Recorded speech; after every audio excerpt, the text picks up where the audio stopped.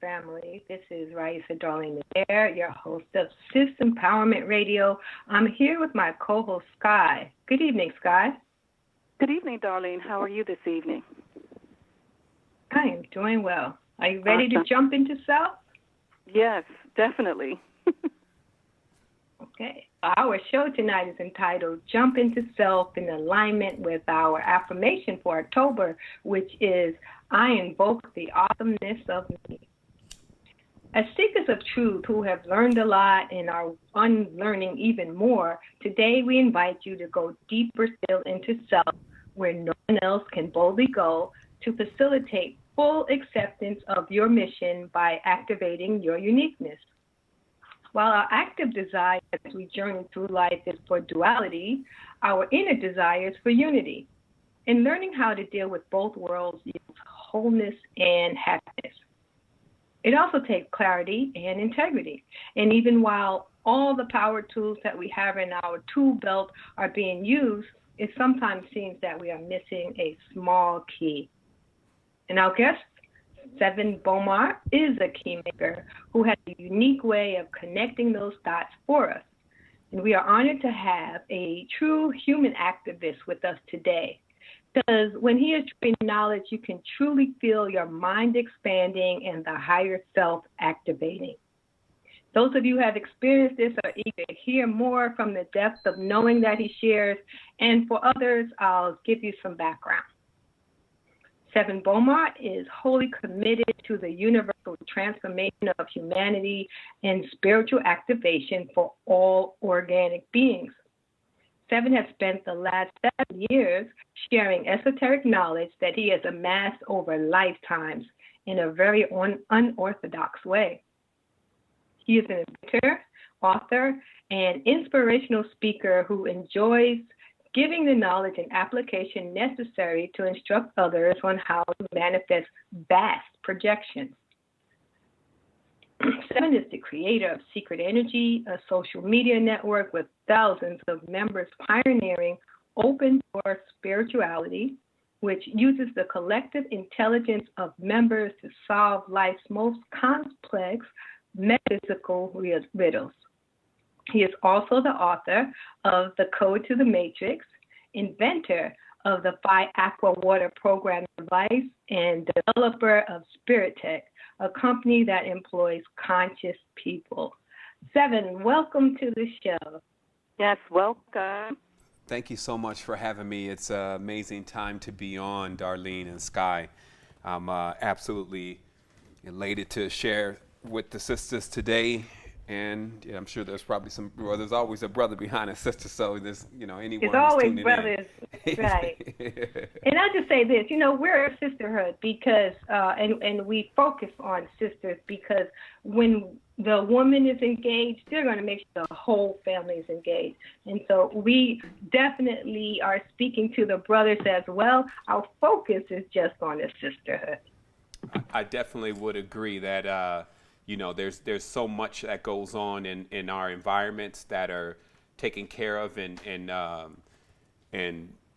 structured and maintained and sustained by the female force. We know that if we work there, then we're truly working at the most effective position, because obviously that gets to us as adults and it does get to our children, right? So it's a major thing to start where the foundation is. In fact, I was actually just thinking about this the other day. I get these times where I just like to play around with my mind since it's so vast, and I actually was thinking about something where people would find silly but had a lot of deeper inclinations into it, and that was Gargamel creating Smurfette.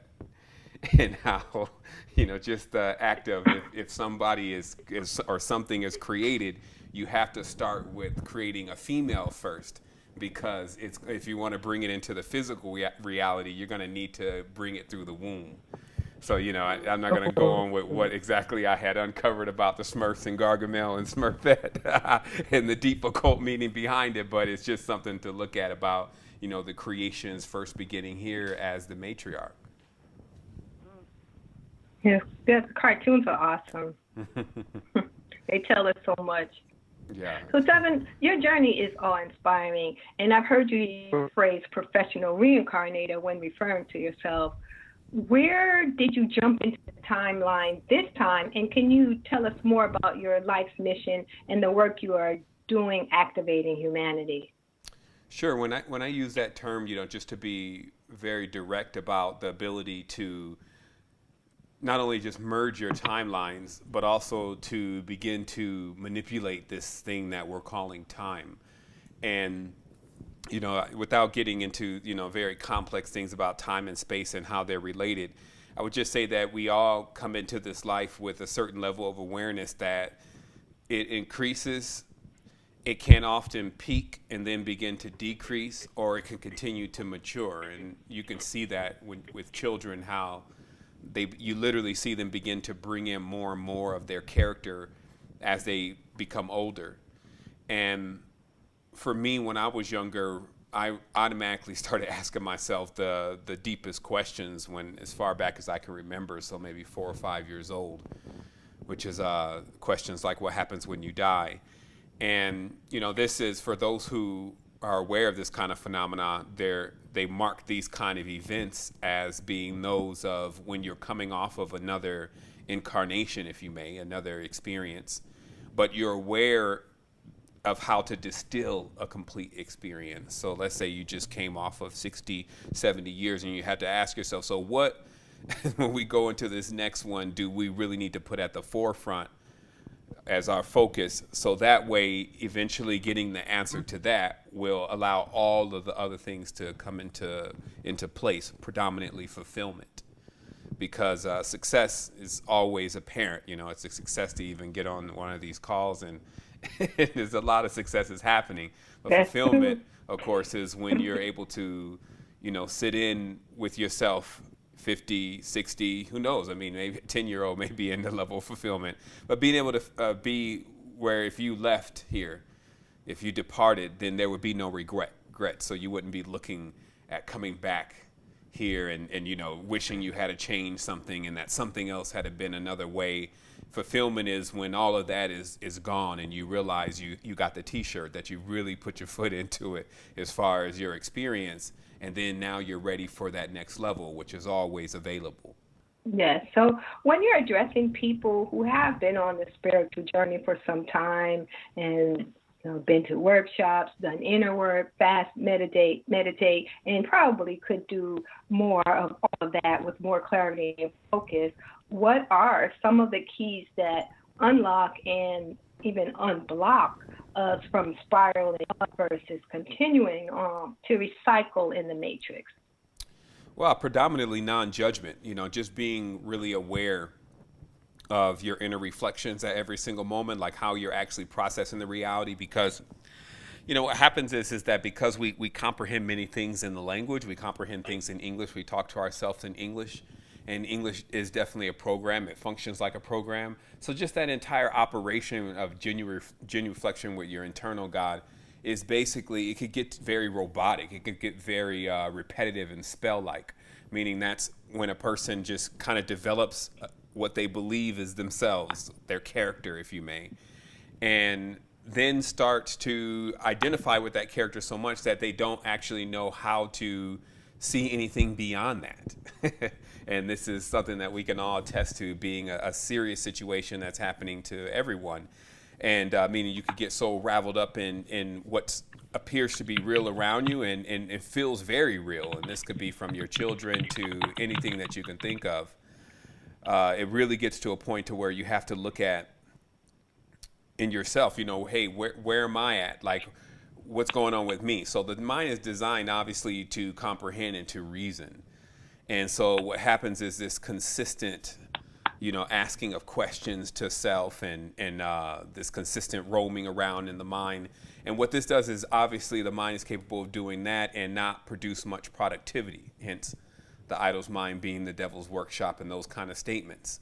So one of the most important things is to watch the mind and see if it's constantly engaged in judgments, because in judgments, they burn energy. And this is why the statement was, judge and ye shall be judged. It's not like I'm with any dogmatic tradition, but there's maxims that have spread across the galaxy that we can witness within nature, which is basically with every yin, there's going to be a yang. If you eat the prana, you're going to live in the pranayama. So basically what it means is that every time you have an action, there must be a reaction. So if you're not balanced, then what happens is it starts to rapidly become a scenario where the person starts to get wrapped up in a situation where they think that the external elements and the external things around them are predominantly controlling them and have gained some level of power over them. And then what happens is that it's like a dream then that you can literally project it right before you walk into it. So there becomes a disassociation with that we're actually really the ones projecting our reality. And then on top of that, it starts to become somewhat of a psychosis, as in the word cycle or circle. A person just goes into circles. So when you look at a path, many paths for people are circular. They can go out really far like an orbit, but the person can seem to return back to that same old self or that same old mode unless they choose to break out of that, the circles, the squares, and the rest of the geometry, which is really highly related to the bodies and highly related to what goes on in nature and highly related to so many different things that you've seen under the sun. To move beyond that, to think truly outside the box is what's necessary, and necessary as a massive technique. Basically, first not judging, and then or figuring out how not to judge as much. See, the body is hardwired to judge. It's actually set up as a dual component: 2 eyes, 2 arms. One leg walks in front of the other. So there's an internal hardwire with these bodies that are actually, they're binary. They're very conflictive unless you know how to get in control of it. And that's why the spirits were put inside of the body, because they were to be as like the arbitrators, the ones sitting in the center of the body and basically giving the body wholesome consciousness so that way it could too develop itself. Because notice how even the bodies, you could literally say the bodies could be a 2.0, a 3.0, a 4.0, different editions of what we're calling the human body that have certain levels of capacity. Like if you up what we would call intellect, the empathy goes down, right? So that's more like a Vulcan. And then you can easily slide that back the other way, and there actually ends up becoming more of a consistent trance where the person is just completely enveloped within their emotional creation. So in watching all of this, one realizes that, first of all, the reason why the non-judgment becomes important is so you learn how to steal your mind, literally steal it, take it back. And from that point, start to work from a level of knowing. And because once knowing kicks in, it's going to give you the ability to not keep searching for something as if you're saying you've never found it. Like if you go and you keep doing all this research on your ancestors, and I'm not discouraging this, but I'm just saying, if you say you know what it's really all about and where we came from and all of that, now it's time for you to be that. So every time you keep going back and researching, like, okay, so where were we at again and what do I need? It's really subconsciously saying that you actually don't believe it in the first place, because there's already been enough given for one to start going into action. Like, okay, so if you're going to learn something, now you need to go and put it into practice rather than keep learning a bunch of stuff and never actually doing anything with it, and then actually reaching a point to where it starts to become confusing. So this is why we look at the first state as non-judgment in order to have superiority over the mind. And then the next stage of going into all-knowing, realizing that actually the limitation of the mind is that it can't figure out where nothing comes from. While we exist as that, it's not something that we need to figure out. It's something that we are. And then that kind of gives you a gateway into a whole new level of communication, a communication that doesn't work on this binary good or bad and white and black and all of the different contrasts of how we've learned to recognize things around us. It operates on an entirely different mainframe where it's completely integrated with everything, so it's capable of using that as a way of visualizing the entire thing.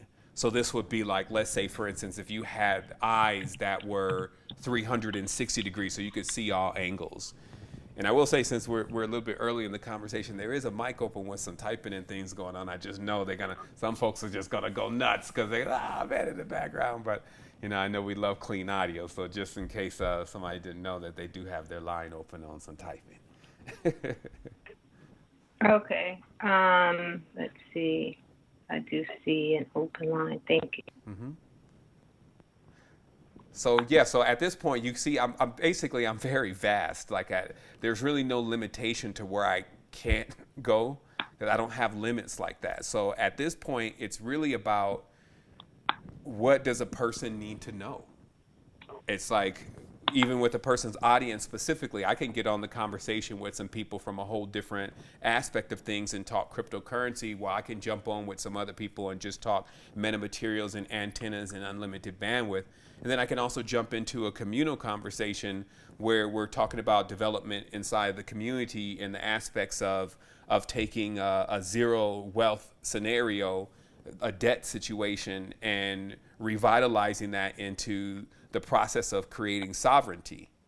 So this is also why, with all of us, everything that we embark on, we're challenged. Like if I say, okay, well, I'm going to become this spiritual speaker. Now, nobody told me to do that. That was something that I did. So once I decide that that's something that I'm going to do, now I have like this subset of things that tells me what creates a great spiritual speaker. Same thing with even doing radio shows and that kind of thing. I've done quite a few different things. At some point, it's the same system where you go and you find the best. Especially when you're not judging, it's really easy to do this. You go and find the best, and then you start really seeing the blueprint. Because now, since we've lost a lot of our mentors and a lot of our elders through rejection, what happens is now we're forced with this thing of needing to learn it ourselves. And even if somebody tells you about it, it's almost like an internal struggle right then of, well, I knew that, and that's the same thing. So the mind is constantly operating. It's not necessarily allowing itself to expand anymore. It's actually just trying to confirm its own existence. And this is because we're constantly vying in this reality now, due to the most prominent levels of programming, to have a voice, to actually have some say-so in what is moving on in this physical reality around us. The interesting thing, though, is that to truly control it, it actually takes place on an entirely different level. This is more like the after effect of what you would experience in a very lucid dream. This is more of showing you specifically that you're moving backwards until you turn yourself around, just as the word says, backwards, so that even the language or code that has been learned, it moves in a direction that allows us to accept things like death being a possibility for immortal consciousness, that color being so important to something that is generally clear. You see what I mean? Something that is generally so transparent that it has the ability to see through everything. So when we're looking at, let's say, our ancestors, we could see a high potential of this ability to see the unified field, to actually see the geometry that actually connects everything in this, what we call a matrix, and how this is put together by ma'at, or math, which is where we get our word mat. And this level of power being exact, just like they say 2 + 2 will always be 4 unless you're on another planet. So this level of security on the mental and the physical stages of your consciousness does open up, since we're growing up here, it does open up the vista of this potential. So what I'm saying is that the glass is truly half full, that we're only beginning to grow into this expansive consciousness that's already inherent within every single being that you see here. And then the process of its expansion is actually taking place on a quantum level. And what this means is, just like you see there's different versions of you in the dream world, you will actually go into other spaces to accomplish certain things in the time, because everything's like a huge Swiss clock, in the time that it takes to actually get something accomplished. And then you will merge. You will literally have like a 2012 or a lineup within yourself, to where all subsequent yous will then bring all of the data and experiences that they've been collecting on these parallels. And then they'll bring it into that one presence, and they call that activation. That's the real activation. And if things have gone right at that point, you've already realized that, actually that you're starting at least on the process to realizing that you are a supreme being. If that process is what you would call hindered in any kind of way, the person actually begins to believe that they're talking to the supreme being. And that slight difference, meaning the difference between realizing you're talking to your higher self versus thinking that you're talking to an external God, is what controls the powers in these worlds. Meaning that where truly attention goes, energy flows. Where someone puts their concentration and energy, whatever they put it into, if it knows how to harvest it, which generally the ultimate collectors of the energies, when that energy is harvested, then it creates what we would say is the most valuable thing here on planets, which is the ability to master time, to somehow make time not as effective. So let's say, for instance, this would be like staying age 25, 30 for 400, 500 years because you've mastered principles of energy. Now, the interesting thing is that these principles don't necessarily have to do with stealing other people's energy and drinking blood and all this weird stuff that's been introduced. It actually is just the realization of the management of the body that you've been given, the talent, okay, and all of its abilities, the third eye, hypothalamus, and all the other gifts that are embedded within this body, the gift and the curse. Because what happens is if you don't have a manual to the body, then actually it was designed to trap light or to magnetize spirit. So if you don't really know how to get in and out of it, then it actually can become like a coffin, like a cocoon, if you may, that you can't get out of. So, all of this, you don't just find it in nature. You don't just find it in Medu Nectar. You don't just find it in Queeniform. More than anything, you find it in yourself, because none of that actually means anything. The true value of it, how to process it truly into integrate it into who you are, that doesn't truly come about until you also start learning things about just what you're putting in your body, like your diet. Like a lot of times, they would always kind of set me up and try to ask me what I felt about certain things that other people were saying and whether I felt that it was true or not and what I had to say about the religions. And I got years of explaining to these people directly about what they're involved in. And now I started to realize, at the end of the day, if I'm looking for results from someone, which would be the only reason why I'm talking to them, like I don't need them to inflate me in my own experience. If I'm talking to them, it means I want to assist them. So if you truly want to assist someone like your mother or whatever that may still be stuck in one state of consciousness or one dogma or whatever, we find it quite interesting that you actually could really elaborate with them about something like their diet and get more effect than you ever would if they decide to change religions or something. And not to mention, to process higher states of consciousness, if you may, you either need very strong intentions or you need very clean filters. These filters are, of course, what we would call the chakras, or basically how the lens that we perceive the reality through. And we have multiple lenses. That's where there's multiple eyes inside of the body. So if that eye, if you may, is dirty because the organ that corresponds to it is filthy or toxic, then thus a distorted vision, distorted geometry, non-symmetrics start to actually pervade the person's reality. And that's why you can also see some people that they always see the world a certain kind of way because they're looking at it through their lens. So it's like, it's all over, it's blah, blah. And, you would crack up if they knew that it just began. And actually, ending and beginnings don't really exist. So even time, even something like death, people would find themselves grateful for if they got on the wrong path and needed to start over again. So what I mean is that even the concept of death, the end of something so that it can begin again, is nothing more than a training wheel for an adolescent spirit saying that, okay, let me get a do-over on this real quick and let me regroup myself and let me go ahead and regrow myself again. And all of us are working on these projects individually. Like we say, it's about self, all is self. The truth, though, is the self exists not in this space, meaning the spaces of division cannot contain all of self. There's a limitation here. It's just a vessel. It can explode if you put too much, although it's got a bit to go before that. So we talk about the joy then, I call it the day after ascension, the joy then when we are now going into another space and we can permanently stay there. See, I could get into other spaces to where what I'm explaining to you can be experienced.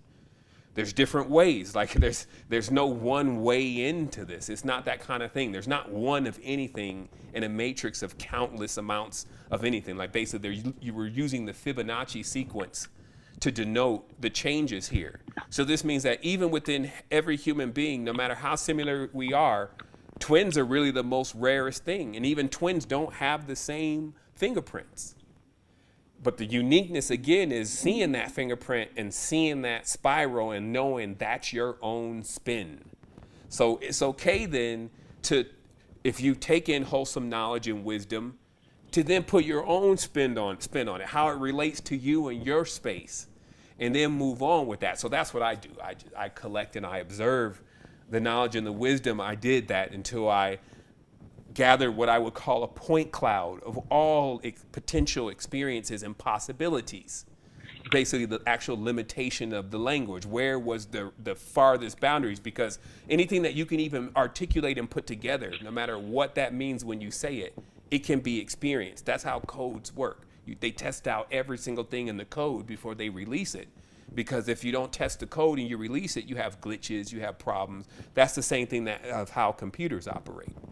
So now we're at the stage of realizing that. Let's say the people that are on this line, because the whole world is not necessarily in the phase of the realization of the control point, which is basically through the language, and then how to supersede the control point, which is the all-knowing, the path there, the non-judgments, and then finally going into the space of where you've always been.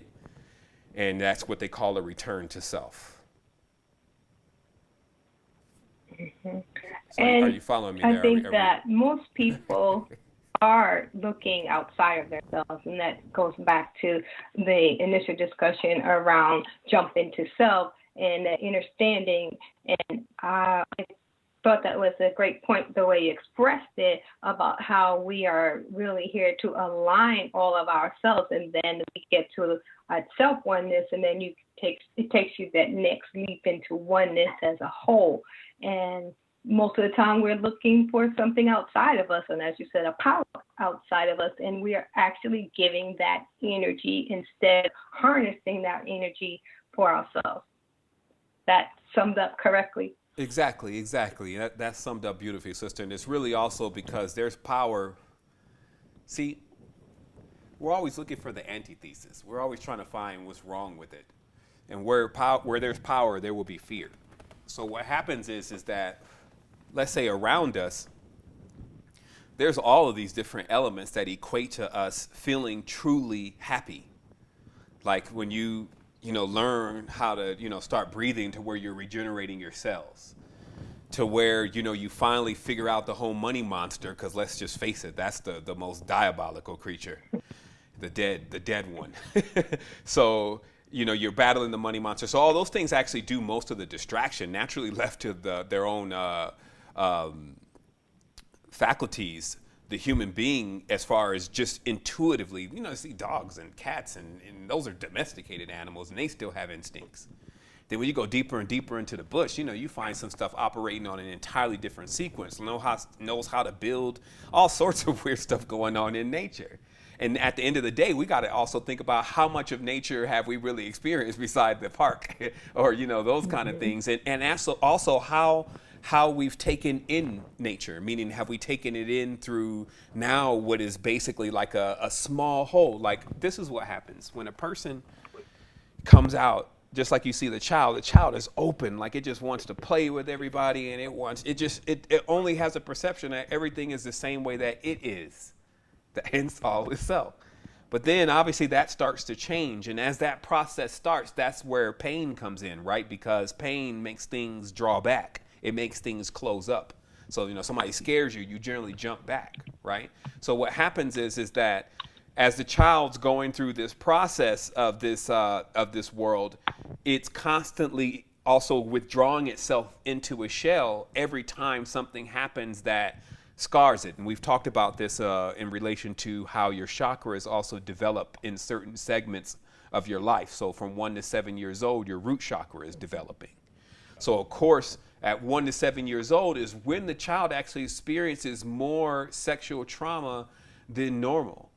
And on top of that, this is now a society that ensures that there's a lot of sexual trauma and sexual related suggestions and different kind of things plaguing this child between this age range, which they've unveiled in a lot of the, showing how the toys and the cartoons and all these different things. There's been a lot of work on exactly Wolfenschunkree or MK Ultra and all the rest of the programs of manipulation of the child.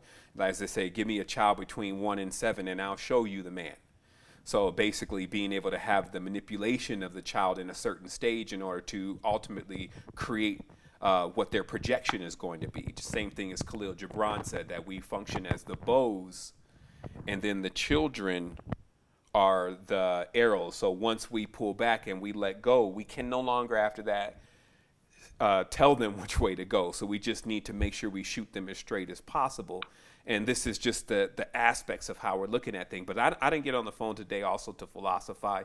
I know, it may sound like a really philosophical conversation just because it seems like the words are rolling really well together. I'm here to say that that when you can't get 3 hurricanes, an eclipse, and an earthquake, and not see the sign of the time, not that it's the end, because the end only just is Ouroboros, so the end loops to the beginning. That is a change of guard, that there's an upset to the previous dynasty or regime, and now they are disposed, meaning that they're moving out of the way. And just like on the crystal skull, they're going to be, it's going to be like prying it out of their cold, dead fingers. It's going to be like, trying to get them out of something. They're not going to want to get out by their own volition. They're going to be forced. And that's why lots of these new technologies, when you really understand this, when we're not beefing all the time, are actually disruptive. And what disruptive means, it's not a choice. Like when cryptocurrency now is replacing the dollar all around the world, fiat currency, and it's not centralized. It's decentralized. So, and then it's not something the bank can say, okay, look, let's go kick in some doors, like it's Pirate Bay or Napster. Let's go get rid of, even Pirate Bay, they can't stop them. Pirates still fly their flags. So there's systems that are so much further advanced than this system that we've been living in of oppression, if you may. It actually can nullify it by a higher level of intelligence. So that's exactly what the world is next. It's going into cryptocurrency and artificial intelligence. The God that they trust, as they show you every single age in the physical plane, the God is actually the form of wealth. So like back in the old days, the cattle's head, which is our symbol, the A, you turn it upside down, it's the head of the cattle, which is the Auroch. And in the old tribes, it's the heads of cattle that basically determine whether you're a rich man or you're a poor man. And then the next stage is the bovid, which is the mobile wealth, basically another domesticated styled, they have a bigger name, but let's say just say domesticated livestock to where you can travel with it. And so now your wealth is mobile. So now, we've gone through ages of the gold, right, where the God is gold. Like not just the gold, we got a gold face, shiny face God sitting up there with gold all on him, they eating the gold. Gold has different properties when it's turned into different things through alchemy, right? So then we blazed through that, and then came, these other ages, like the industrial age, where now all of that gold and all that, that's all sitting below all of those ages as the foundations. And then now an industrial age where machines, combustion motors and all that start ruling the age. And then it keeps turning into where the commodities become plastic. Like, look at all the stuff that's around us. Like the value is in the plastic now. The Chinese can take this 2-3 half-pence cent worth plastic and create $1 or $2 or $3 out of it. And then that triple and turn over into more. So basically, even the money as they start introducing the credit cards, and we all remember that, the money started turning plastic. And even a lot of the actual fiat now is made out of plastic for security reasons. But then behold, we come to a new age. It's going crypto. And you can actually see it all in the world. There's already so many other signs that tell you this time and the ages that we're going through. It actually allows you to predict the future. It allows you to say, okay, so obviously what's next is cryptocurrency and artificial intelligence, and what's after that? Singularity. It basically means that somehow within this future, I don't know how distant it is, but somehow in this future, and I say it like that because I already came to that awareness. I'm not waiting on anyone else. I have my own time machine called the body. So in the future, they figure out, they figure out that, okay, wow, wait a minute. Every single thing that's complex is really based on the body. Cameras are the eyes, hairs, antennas. So what's the spirit? Oh, that means that 3D printing was really like trying to be like a womb then. That's kind of like what those machines were. They were like birthing things. And then they went into this quantum, and then quantum taught them that actually two things can be in two different spaces. But that's because we already know that the spirit can be in two different spaces, because the ones who researched all this and found this out, which is predominantly the Royal Society, this information, they came about that information because they were on a relentless mission to figure out how God created Earth. And this happened about 150 to 200 years ago. So, you know, we got different segments of time where different people have explored different things, but I'm talking about for the ones that are in control now, they basically figured out to the point where they could comprehend it, how worlds are built about 150 to 200 years ago, only then. And then, of course, much of that information was expunged from examining ancient cultures and digging up their graves and seeing exactly how they're planning their projection. Like, how do you design yourself to go to the next world then? You see, so these are the big questions. And if a person wasn't so busy trying to figure out, I don't know, what Bonk Gang is doing in New York or something like that, maybe this would become fascinating to them again. So you see the time that we're living in, because remaining stagnant has been a plan against us. Meaning that the entire design, from race to the bodysuits, the skin suits, and all of this, was a design to actually keep a person in a perpetual motion, basically infinity, coming in and out, in and out, in and out. And see, so that's why you got to realize, even with nature, because everyone's always looking for something to bow down to, but even in nature, there's a life, there's a sustaining, and then there's a death. You watch it in a flower. That's the most philosophical metaphor, is watching the process of a flower. And what we have to realize is that we're beyond that. Now, true, we have it to examine our parents, if you may, our adepts, our higher selves, if you may, have brought us in front of that information. But to me, that's only because this is a universe.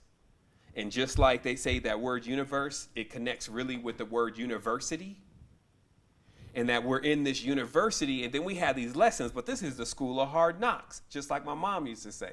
This is not play, oh, you know, beautiful koala. No, there's also other forces that move about, other things that even act and move on their own volition, that are made of an entirely different design. So this is also what brings us to this process of deprogramming, what I would call the firmware, or this hard-coded side of self. Because you would have to come to realize at one night, sitting down in your bed about to go to sleep, you would have to come to realize that, hey, if you were raised in an entirely different environment that didn't have any of the structure and the rules that was involved in the one that you were raised in, you wouldn't even believe and think like you do. So that means that all of this believing and thinking, all of it, is actually it's really a program that we can choose to load every single day and every single moment if it serves us. I'm not saying what's right or wrong to do here.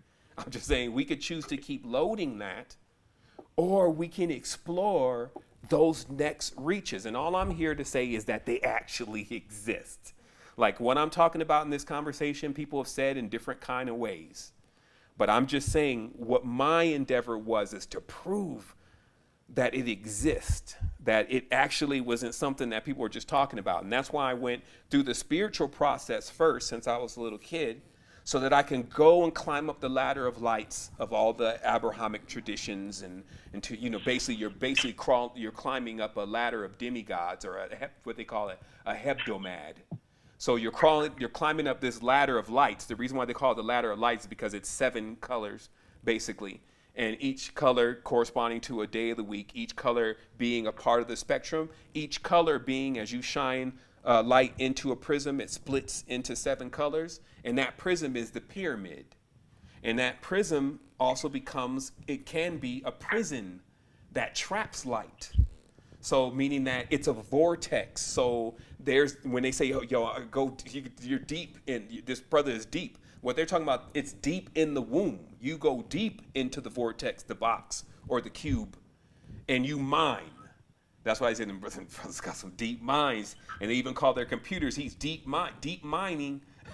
You see, and what it means is that we still know that the prima materia, or the form of how things can be created in the physical form, can be found deep in the belly of this, which would basically be the deep recesses of the ocean, where you get water that's so thick that it's alive on its own. But those are other adventures. Those are other times in which we can account. But now it's about time that we go into experience. So when I see this shifting, like when you see the thing shifting, this is the time to wake yourself up. That's when the alarm should go off. Before then, maybe you should probably remain asleep, stay at the club, at least enjoy yourself. But now, this is not that same thing, and it's all timed perfectly. So I think that a lot of people on this line especially have lived multiple lives in this one life. Like they seen it all, they was wild, and every single kind of feeling that you can think of or frequency that you can think of, they may have traveled through those frequencies. But now we got to be different than the rat pushing the pleasure button. Instead of going back and doing the loop again and, just catering right again to the root chakra, because that's where we need the most healing, what they would say, sexual healing, then we can start to empower more energy into these higher chakras that turn on different senses. And these senses allow one to become more perceptive of what I'm talking about. So when I say that, there is a connection between the geometry and the structure or HUD of how the reality is created, what goes on behind the scenes, the metrics, it would be because I've seen it, not because I went and read, some Pythagorean treaty, or that I sat down and went through Imhotep's work on the Great Pyramid. You see what I mean? It would have to come from ultimately the experience. See, we're still living in this aspect of where seeing is believing, but we have a third eye. And just like what you would see on the Egyptian pyramid with the eye on top, which they're still working on figuring out that symbol, but it's simply looking at the bridge of the nose, which is the triangle, and then the eye that's on top, and knowing that that's that eye that sits in the middle of your head, and that eye is indeed all-seeing, meaning nothing can lie to it. So the illusion, that's why they call this illusion. Illusions are just based on how much realness is here. It doesn't mean you can't get hurt in here. It's just in the illusion, you're only allowing yourself, and it's literally like that. You're only allowing yourself to see so much of what's really here. But in the event that you decide to go into that awakening and to begin to open up your own eye, that's called awareness, then you start to see what's in the spaces between the spaces. And this is basically the gift that the third eye gives you. And it's also capable of doing that without harming anything. Meaning that generally when you penetrate any field, see, even with our mind and our thoughts and our vision, we penetrate. It's something sending something out like a feeler, and then it gives you and it brings you back what it's seeing. So that action and that motion, when you do that with larger tools such as your eyes, even what you see, you're sending out an action that's going to have some kind of reaction. But with the third eye, it moves in such a small, minuscule way, proving that it's actually the smallest thing that's the most powerful. And it just can pierce right through the pores of the illusionary realities in order to reveal to you what's the truth, what's going on behind the scenes, what happened when grandma left, where the people are that are no longer actually here, what space in which do they reside in now. And what that does is it puts the soul back at ease. See, because the soul honestly is part of the plane that doesn't move at all. So when you bring the soul into movement, which they call evocation, it could create all types of different kind of phenomena, meaning in physical planes, you could see miracles and all sorts of things. But we still have to ultimately ask ourselves once again, what is all this really for if it hasn't come to benefit us? And so thus far, we've watched many people being given the mantle. One of the last people that was given the mantle and still, now the mantle has to be picked up again was Dr. York. And other individuals who have been given the mantle, but when it comes to the degrees, which is why even masonry is still in degrees. If you go to school, they're going to give you a doctor's degree. Measuring fires, a temperature, or a degree. It's all referring to degrees of the spirit. See, they only talk about their 33 and a third degrees because in their realm, it's dangerous for them to infuse anyone with more than 33rd of a degree of spirit. And on top of that, that's only the selected, the accepted that they choose to try to perform that rite on. So what I'm saying is that the degrees of the spirit inside of your own consciousness, it basically governs how much you can really see and how much you can really do. That's why they can call you a genius. Because like a genie, like all of a sudden you know more things than other people know. But what happens is that all the while you're being tested, not by some external force that's looking to throw you into the bottom of the hell. If you even believe in that, you're already there. It's about that internal force that's saying, okay, we have to try the temperament. We need to test you on your own temperament so you can learn how to handle 360 degrees of this power. And that's what nature and all these are the instructors of the power. So most have not entered that college yet, while there is a percentage that have. So let's say anyone that's generally on the true path, like in their mind, they know they serious about it, and that's not something for somebody else to judge, then they are now on that process of what they would say is the occultation. This is where the invisible college, which is not seen by the naked eye, begins to work on one's behalf in order to allow them to go through the tests. Because remember, since you're in a university, your only thing that's here is tests. So when you say, okay, I got it, I now know how not to judge. And now I'm going to just not judge, and I'm going to be all-knowing. And the universe has said, okay, let's test them then.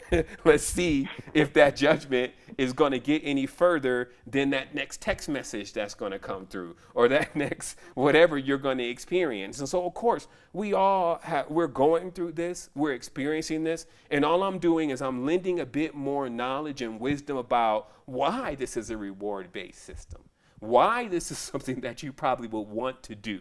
And because I mentioned before, if I go into it and if we don't do it, then anything that I would say after that, while may be true on the physical plane, still has little weight and little bearing to who you truly are, because this whole existence that we're in right now should have been devalued a long time ago, meaning that we give it so much worth, it becomes inflated for us.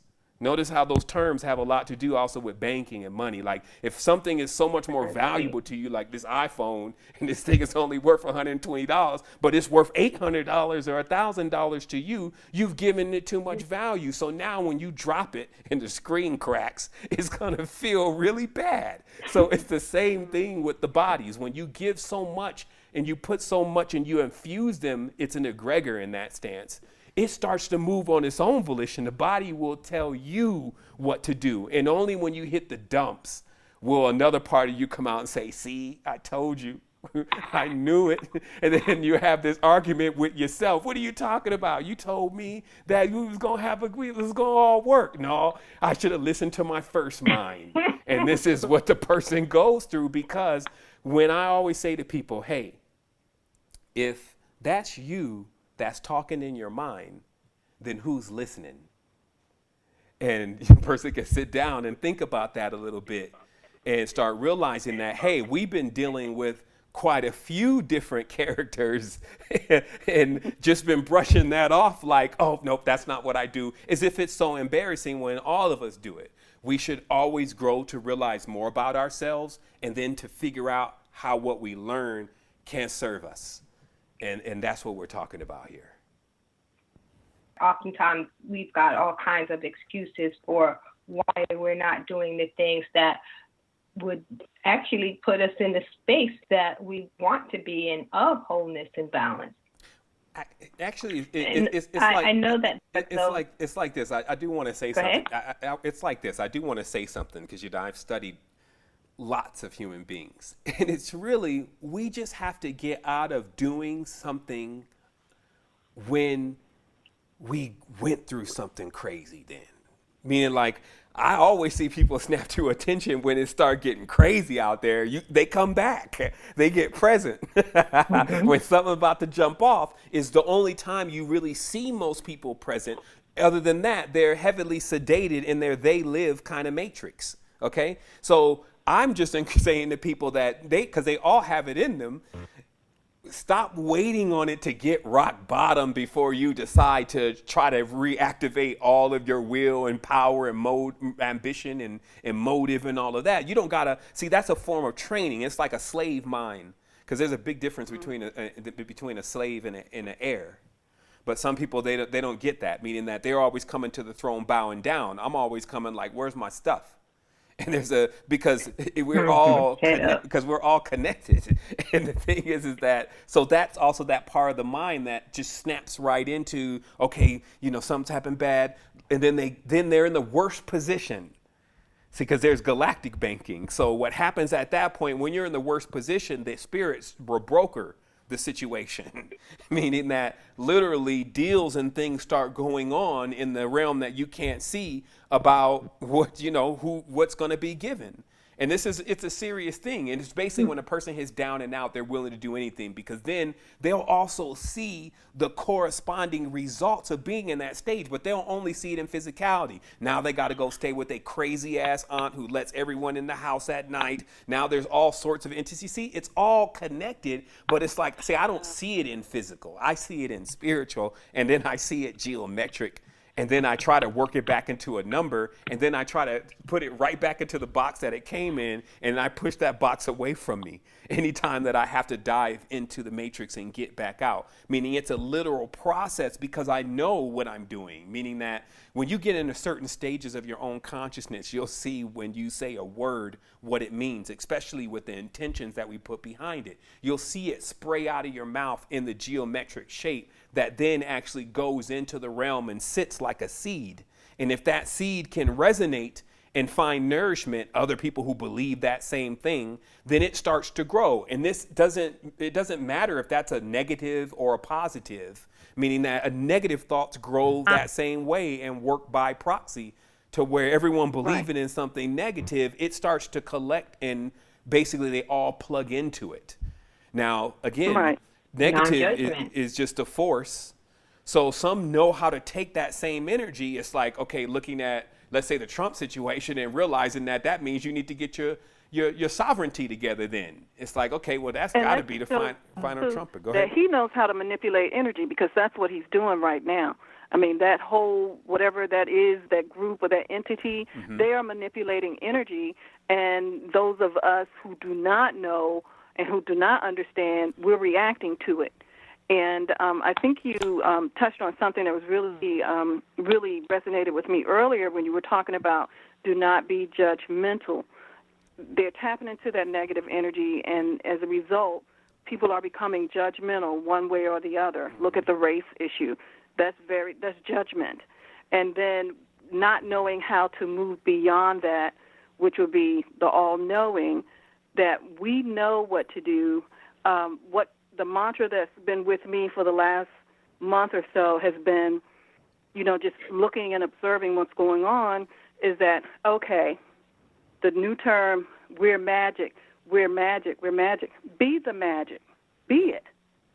Stop saying it. Like you said, reach into the all-knowing and be it, But then how do you kind of, help usher that along so that more people can step into that? Because from what I see, people are trying to step into it. The Black Lives Matters, the different small, protests, things like that, but they don't have the right way to step into it and to be the magic instead of saying, okay, well, black people magic, this magic, black girl magic, whatever magic, instead of just saying it, to know that you are it and to start being it. Exactly. Well, as it says, behold, we saw to jump into self. Yeah. That's jump into it. So how would you start helping and ushering along with yourselves, with ourselves, but also helping to usher it throughout and to usher other people into stepping into it and being it, because we are. It's just a matter of realizing it and then stepping into it. So how do you do that? Well, we started on all levels. We started on the highest level first, just because that's just what I was doing. That's how I came into it, and that's what was shaking me up in my life. And so I happened to begin this just dealing with the esoteric side of what goes on into the reality. However, this is 7 years now, so, there's a saying, behold, we saw the ladder going up and down. And what this means is that in many cases, you need to meet people where they're at. So then, at the end of the day, you got to be able to trust yourself. So this is not about what you're doing for everybody else. This is about your own integrity. So what happens is that when you see where people are, it's the money thing, meaning that they are still having money issues. So even spirituality is more of a luxury, because there's a lot of people that actually don't even have time to look into deeper levels of thought, because they don't have that actual time. Saturn rules here. Okay, that's why it's all about time. So what happens is that now somebody's got to basically buy time for that person. See, this is so deeper than what most people think. It's what happened is that this Definitely. is by what other people are doing. This is not something that I designed. This is something that even I have seen myself make certain moves and do certain things. Pledging allegiance to a flag, right hand over the heart, 51 upside down pentagrams. We're not asking the questions here, meaning that we're acting, and we don't think that.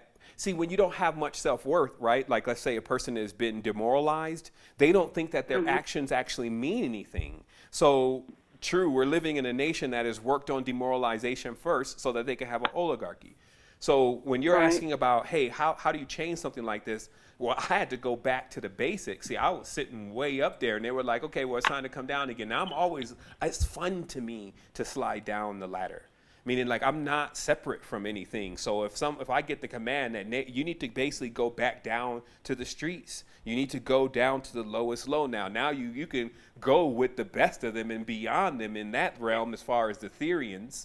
Now let's go back down here. What do we got? Let's turn that big-ass brain on this money situation with our people and figuring out what the hell is going on. I said, well, let it be. Let's start open source wealth then. And that's what we did. We opened up spirittext.com, and I went back to the basics of the realization of what I learned from my mother, who had learned from people that were in the movement about key things about if we didn't manufacture, if we can't manufacture, we can't really do anything. Because we're not at the control point. And I started learning more about sovereignty, how it's just not about throwing lightning from your hands and looking through different rooms. Like, I could do things that telling people about is not going to do anything about them believing it. They would have to do it themselves. So it's just not something you would say. It's about, okay, your power is when you turn that switch on, is it coming from you? No. Your water, is it coming from you? No. All right, so it sounds like we got some goals to set here, some life goals. Let these life goals, everything, get a focus point. Focus doesn't mean three things. It means one. Self means one. So this is that focus that it allows you to, when you're getting pelted by all the astronomical debris floating around the matrix, you can always stay focused. That's like things tapping on your hand. It's like tapping on your shoulder. It's like logging into Facebook. You can stay focused on what you're doing and realize, because every time you experience something that wants to take you off of your path of where you're going, you're always able to come right back into it and be like, no, this is about this. I'm going to sovereignty. And because it's so easy to see what it looks like. Now, when I'm talking, so when I say we work on all levels, so we started on the top dealing with the principalities, meaning what holds people beyond the scenes, their spiritual beliefs, right? So that's where we began, and then we worked our way down from there, and now we're at the foundation to where it starts, the other set of current or currency, which is basically how people are sustaining themselves. Like what are they transferring their energy into? And if they're transferring their energy, meaning like if I work and then I get paid something, that's what I'm transferring my energy to, because that's the outcome, and they call it income, right? So what happens is that what I'm receiving then is what? A necromonger. I'm receiving a talisman with a dead person on it, completely configured for my destruction.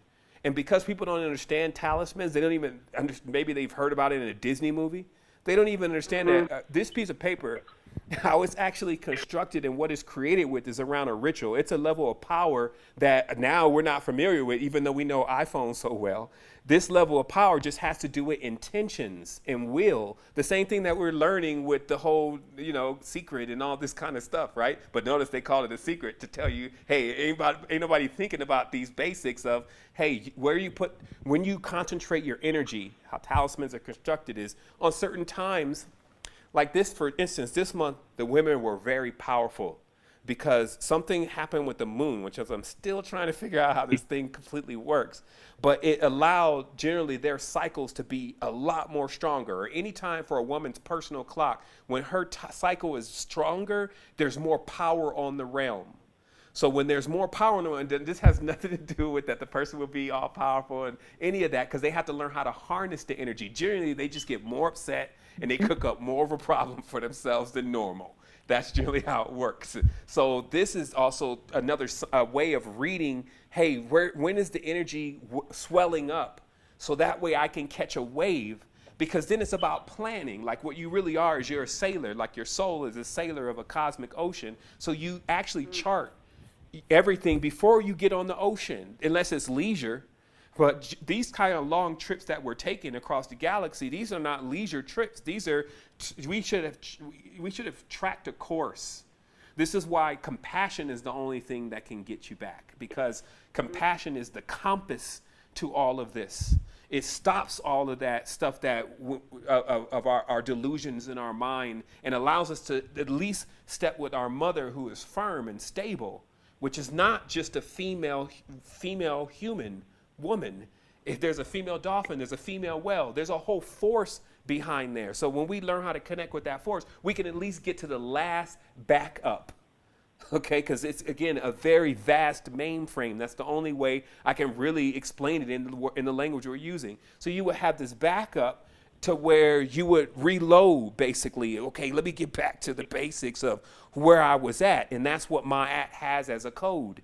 And then as you move on from there, this is, I'm not sure exactly how far I got out of the tangent of this one, but as you move on from there, what happens is that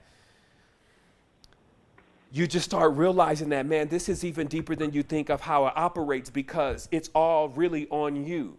See, when you understand the trinary code, see, we're moving on binary normally, but there's another code after called trinary, and it basically means that this reality could be completely yours and completely mine, and we can be in the same reality together. And for us, that creates that's called a paradox. And like the computer program known as the mind crashes when it has to process a paradox. Where did nothing come from? All these kind of paradoxes. It can't go beyond that realm.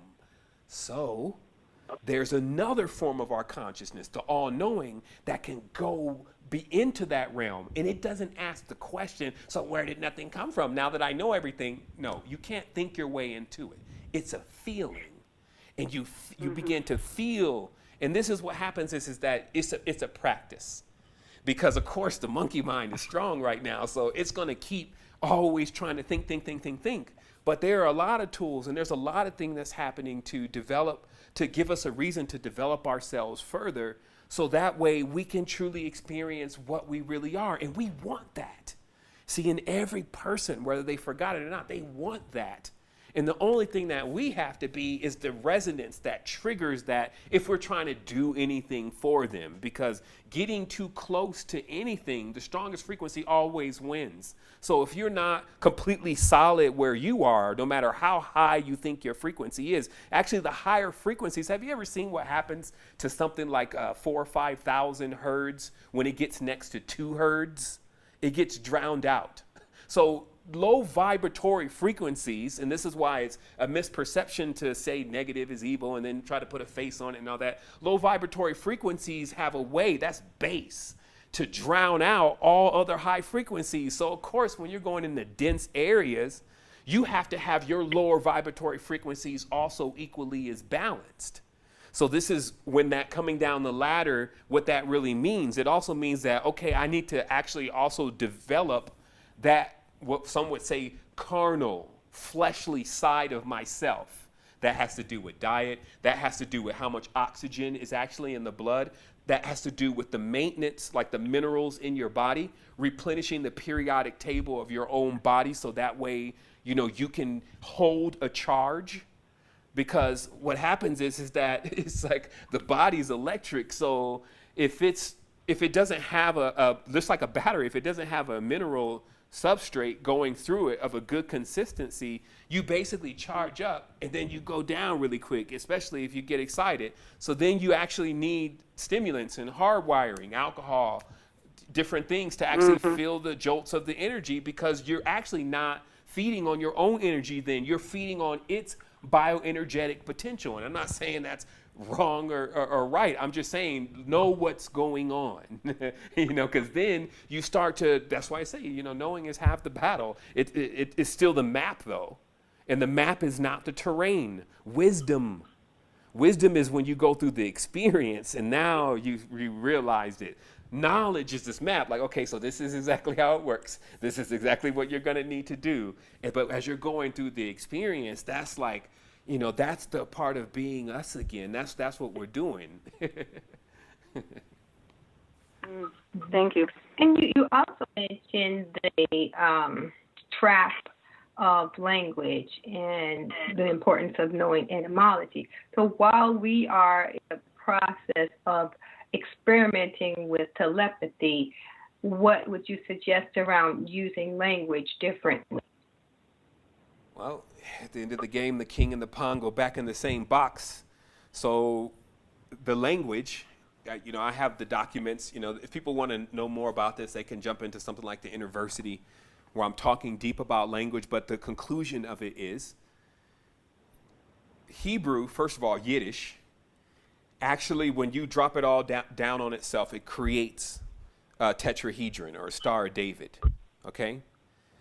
So this means that language is actually a symbol. So the same thing with English, we found the code of English, and it basically is a hexagon with a circle around it. So a hexagon with six lines. And that every single letter in the English language can be written on that hexagon as it was originally written. So what this means is that the language is a hex. It is a spell. A lot of people have uncovered that already. I've actually was one of the pioneers of certain aspects of how to look at that even deeper. There were people that came before me like Jordan Maxwell. But just like in the code of the Matrix, I started pointing out other things. Like if you want to know sequences and codes of humans, like how they create bodies, like notice how if you take this word J, right, and then you add any letter behind it, you can start to basically cipher through an entire energy as it runs through the world. So let's say you go Ja, and then you go Jab, then you go Jack, then you go Jad or Jed. And then what you do is you take the vowel that's in the middle. So you have 3 letters. This is simple ciphering. You have 3 letters there. So that letter, that vowel in the middle, you can keep interchanging that vowel, and you can trace this letter all the way down through this entirely different, basically an occult story that's being acted out through humans. Like for instance, the Jack is the Joker. Like that's actually, you know, there's other signs on the dimension that are going on with real people. Like when Jim Carrey, who's a JC, when he came out of his Jokerish, remember he was the first Joker. He's the first card on the tarot deck. But somehow, instead of stepping off the cliff like all Jokers do, which is why Heath Ledger died and many of the other Jokers died, he somehow came into an awareness. Okay. And then this is sending across the dimension really quick saying, hey, the Fool can actually reach now. The gate is connected. The Fool can even now go into the highest stage. You see what I mean? So that's kind of how that really works. And then you get, let's say, go before you got Jeb. Jeb is the Lord of the Earth. Jeb is really the father in the Masonic temple. And that's one of the main pillars, okay? And so then you keep going. So then when you trace this letter back, J, you realize that actually J and I and Y are all the same letters because they can actually be interchanged in many words and definitely say phonetically the same thing, but also look the same. So then there basically becomes a story. Then you start realizing certain things, like every time you add an S to certain things, it always takes on a sneaky kind of scenario. Like literally the word has an energy that comes with it that actually sometimes even connects or zoomorphize as something like a snake, because a snake's not a dragon. It's like there's different stages in the symbolism. The snake as a symbol by itself is always what's meant as the low foundation, the earth, all of that extra. It goes on and on and on.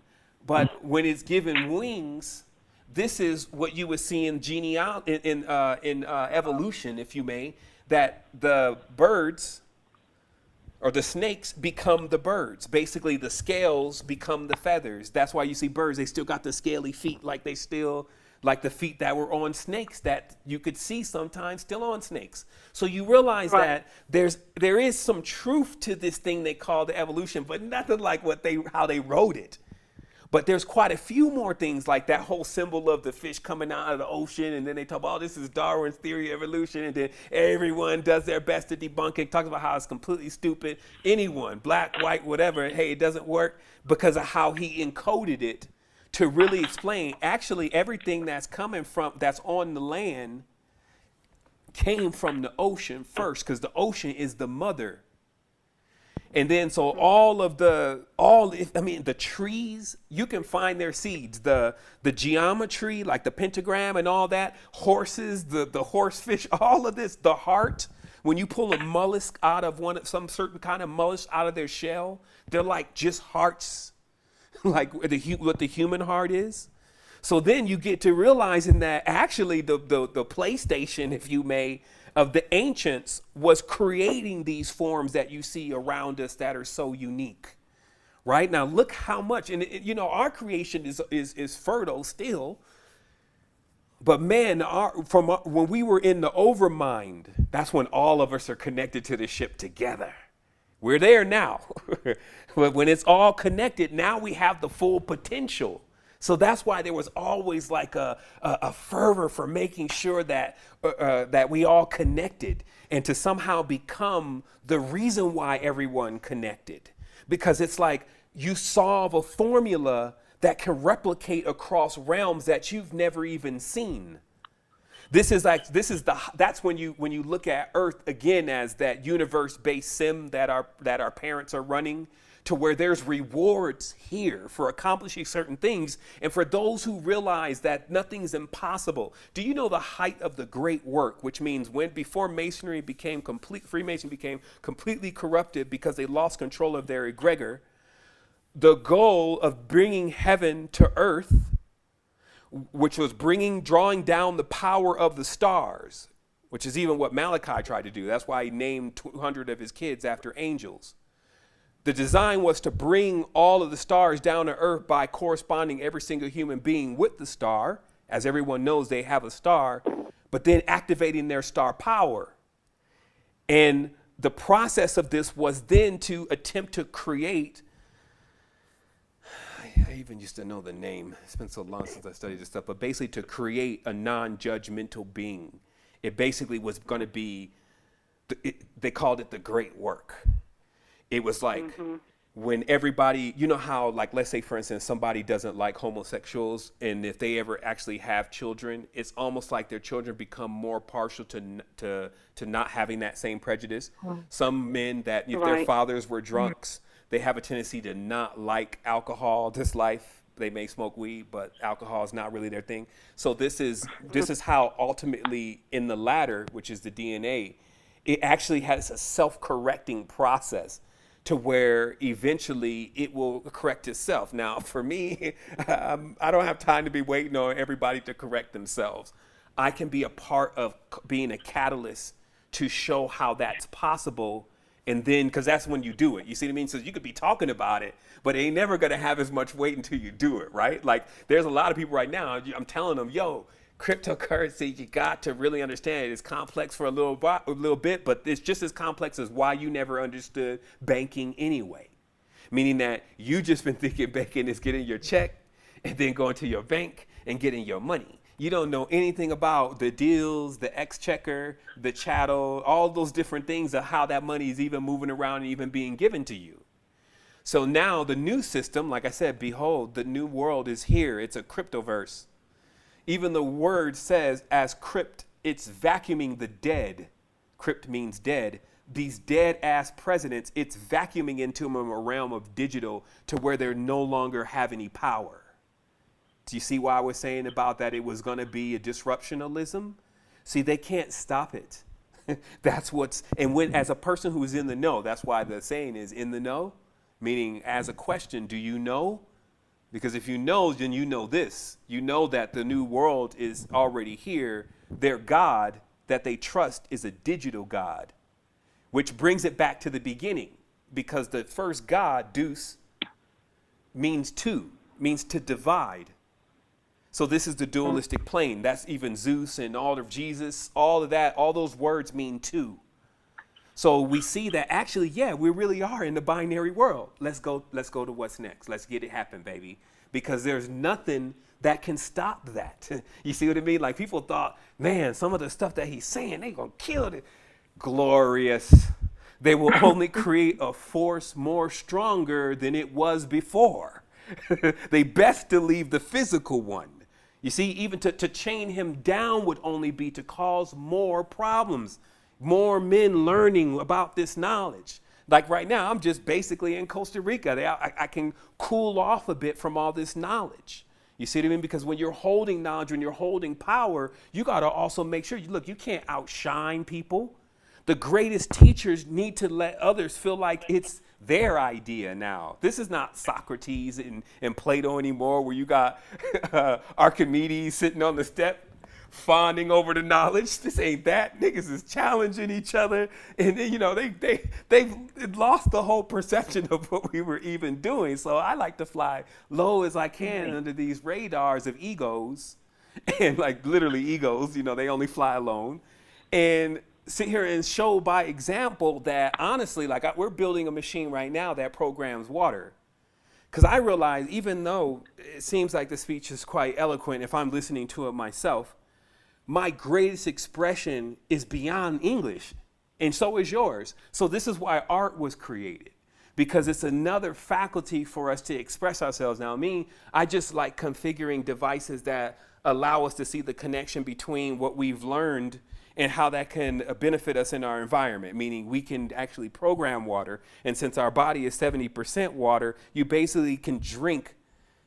And I have an entire spectrum of a diagram that shows you what each frequency does. You can drink your experience. You see what I mean? So, that's true intentions. Let's work there. I have another device that most of these fields are dank. A lot of them actually have work done, because in that whole part of, bringing God to earth, and when it finally got derailed, there was actually a process of creating all of these different grids around the earth by using like acupuncture on the earth, which they learned from the Chinese. And then all the needles, like Cleopatra's, would then be put into certain areas, and it would divert the energy into certain spaces. So that's controlling the earth grid, also known as geomancy. So because of that, earth is not only extremely pent up like a young woman that can't release. It's also that energy that's moving around happens to most of the time end up stagnant because the work was never complete. That's why in different places the grid is broken. Like in Kemet right now, the grids there, lines are broken. Over in where the Aztecs, those grids are broken.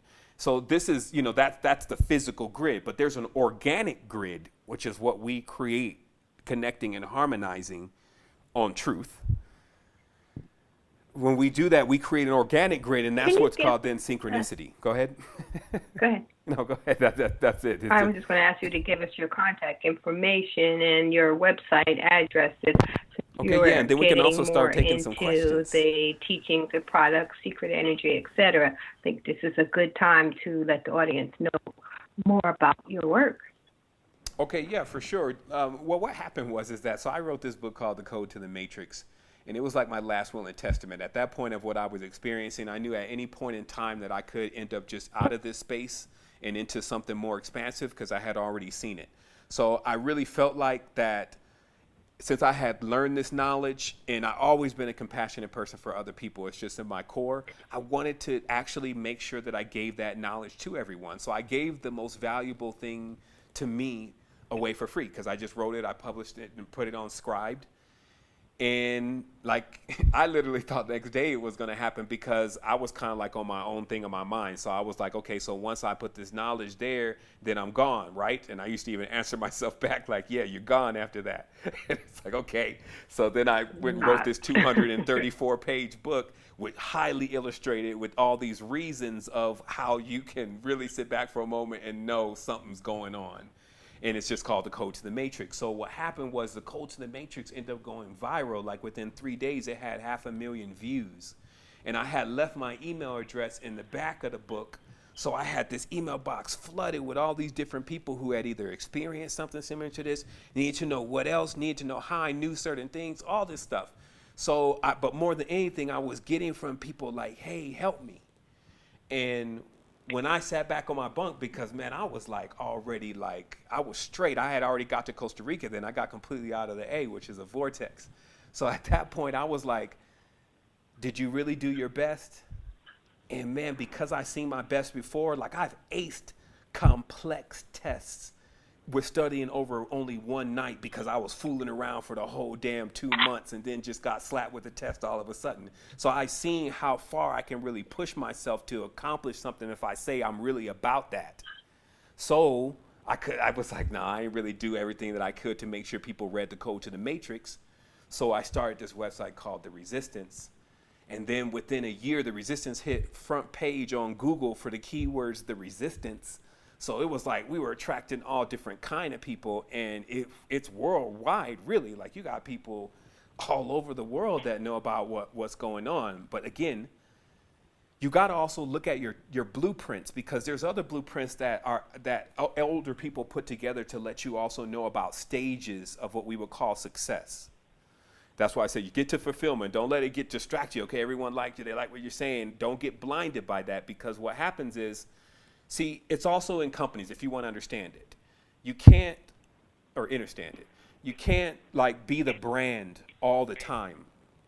Like, let's say the brand depends on you. See, all stars, actors, entertainer, the brand is them. So when something happens to them in the news, that actually controls how much money they make. That controls how much people like them. That controls everything about their energy.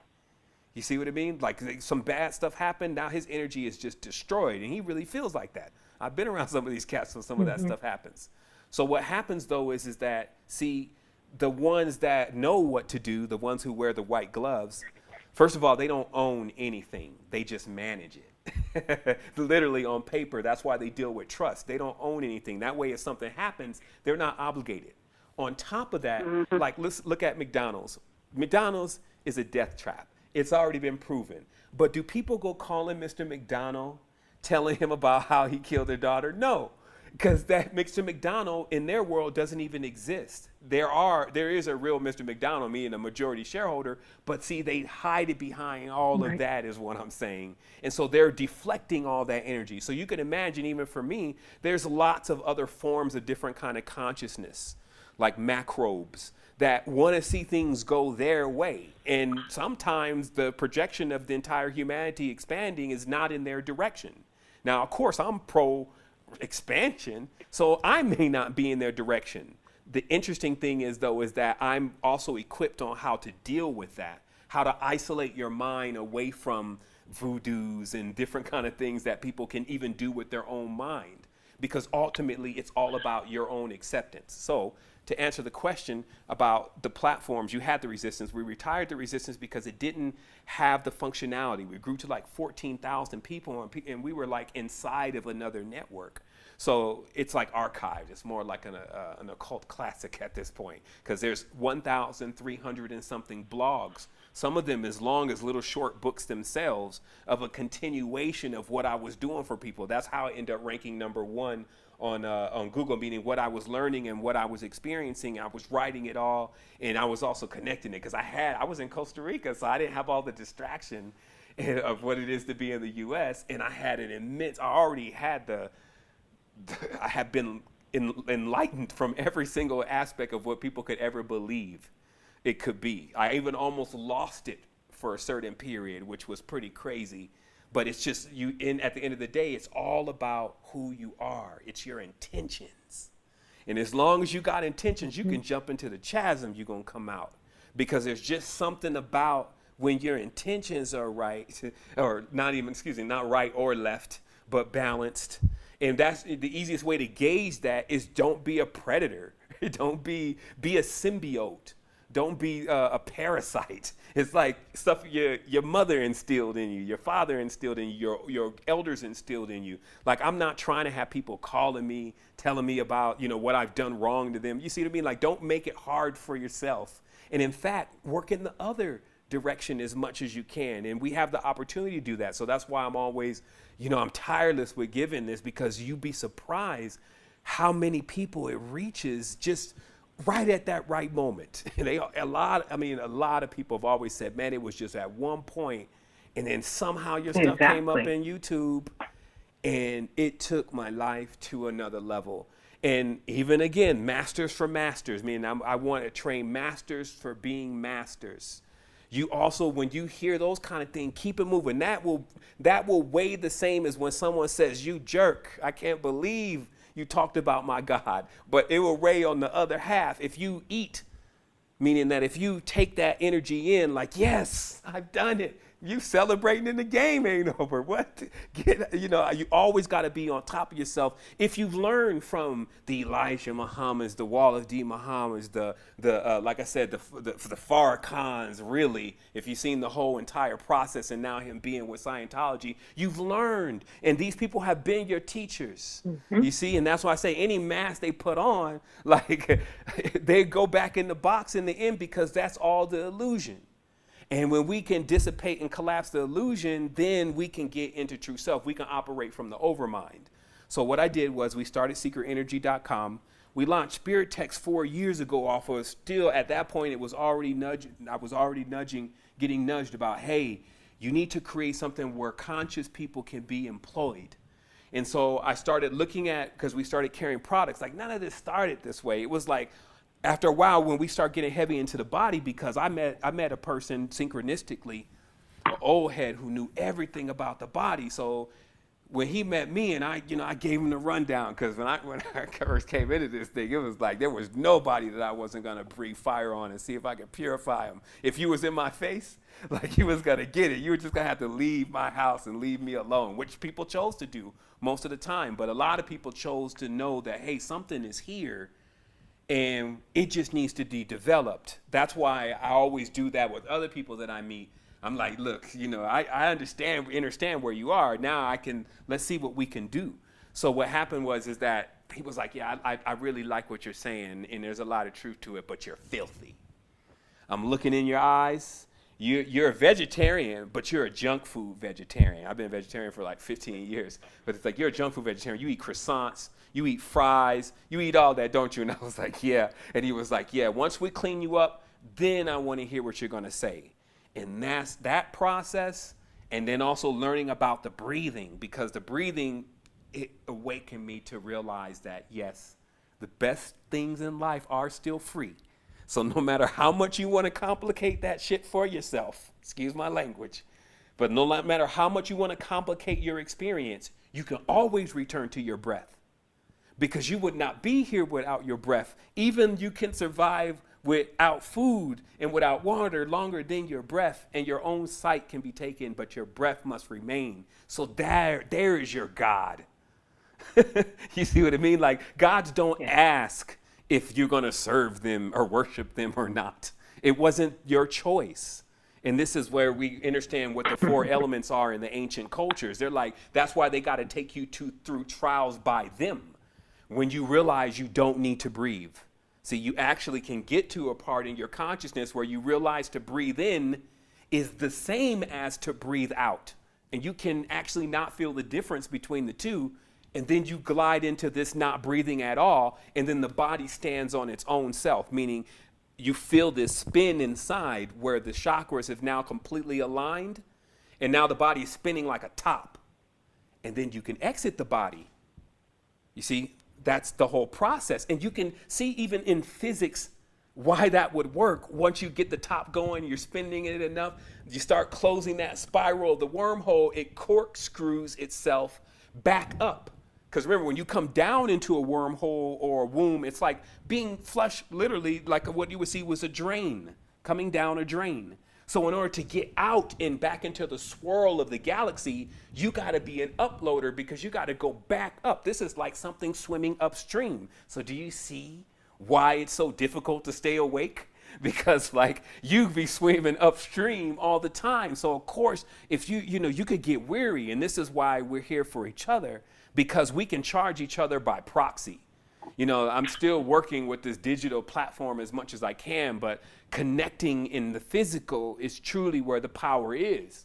Because when, you know how to guide energies properly, you create a field, and you'll start seeing people rolling back the clock on themselves, like literally the body going into its regeneration process. So this is where the world is going. However, I will bring it there, meaning that I've taken upon my personal responsibility, no matter nobody else do it or not. I don't care if 3 billion decide they don't want to. That doesn't mean Sevan's going to do the same thing. I'm going to make it happen, and I'm going to start by the same process of being real, because I've always been real my whole life. Like I've done big things already. I've met amazing people before all of this. There's one principle to it: respect. And do what you say you're going to do. Do not be one of those people who just like to talk, because that talking thing and the words thing, I figured out more than anybody that it's cheap. We need action. And so that action is now step by step. Now imagine, this is 7 years, and this is not the first amazing and glorious conversation I've had, but there has been few, I can count them still on one hand, that have ever stepped up and said, hey, Sevan, I have the resources already, let's get it done. Now, I've had people come up and say, hey, I'm able-bodied, what can I do? But nobody out there, ball players, all these people, they listen to this. None of them actually say, hey, how can I help you? So I never waited on that in the first place. I was funding it for 7 years, dumped almost $500,000 into consciousness already. And then I realized, actually, this is not even about me. This has to live beyond me. This is greater than me. So I had to design it so that when I'm gone, and I will be, that it doesn't need me to sustain it, right? So how that's a big part of all this whole thing is equipping people to understand what I understand, not just from this level of knowledge. This knowledge, again, it's a novelty. Understand the core of your sovereignty. Understand the energy game that's being played, the one you're playing on yourself, actually. Not waiting on anyone else to change anything so then you can change, because then you're always going to be waiting. Realizing that if you blame anything, then you've given it your power to it, and now it's the one that is going to have the power to release you, and it may never release you. And so the entire conversation that I had lined up here for this show was not even the conversation that we actually had through this entire show. Just showing specifically how designed. So all I got to do then, this is what I realized. Instead of me burning up so much power, because you see I'm a master thinker, I decided to put myself into another zone. And then when I was in that other zone, it really puts you into the space of realizing that, look, all you got to do is you just got to stay clear. Because when you're clear, you activate what I call unlimited bandwidth. This means that the antenna, because everything is communication, the antenna that you turn into is capable of picking up all of the signals. You're not filtering anything out through your judgments. And in that, you get a chance to see the great picture. But more importantly, you get to see that you're the designer, that that's what planning really is. You literally take this material that they call the future, that is not really formed and designed, and you put your hands in that putty and you begin to build and to create it by the sweat of your own brow. And then you'll see what God has wrought. Every time you have your harvest, which is basically every full moon, you will reap what you sow. And so that's why all of this crazy stuff, the basketball, football games, the major playoffs, all this stuff is always timed on these days and on this moon, because then our energy can get diverted right down the channels in which they're ready to either just hold it, let it lie stagnant and get spoiled, and then just die, whatever. We can then take our energy back by realization, hey, I'm tired of getting played, and then come right into this with a mission. Now remember, where's the focus? Sovereignty. It's not about Sevan's mission. It's not about, don't even download and try to process all of that right now. Get yourself together. You'll know then, okay, now I'm ready, right? So the truth is that just keep on that one word. That's that mantra right there, because every time, again, like when you're dealing with something, you realize why you're dealing with it. If you're still at that job, you realize you got this plan. And so we also have this thing where we just started called ambassador training. And it's actually in its 9th lecture right now. And what it's about is the process of coming back into this space and dealing with the financial situation from anyone. If you're starting a company, if you don't have anything right now that you're doing, if you're working for somebody, it takes from every single one of those levels and shows you how to work the process into sovereignty. And even more than that, it links you with a group of people that are actually doing that. So then it's really easy we have more solutions than problems. When someone actually types in and says that they have a problem, the next problem becomes trying to keep up with the thread of solutions on that phone you got. And this is because that's the power of open source. That's the power of also curation, though. When you weed out the people who are just playing with this, it's like, I don't have time to play. Like, you know what I mean? There's some folks that, they haven't taken the first word you said serious. Like, there's stuff that, forget all this massive knowledge that I just told everybody. Think about just some of the simple stuff that we found out to be true.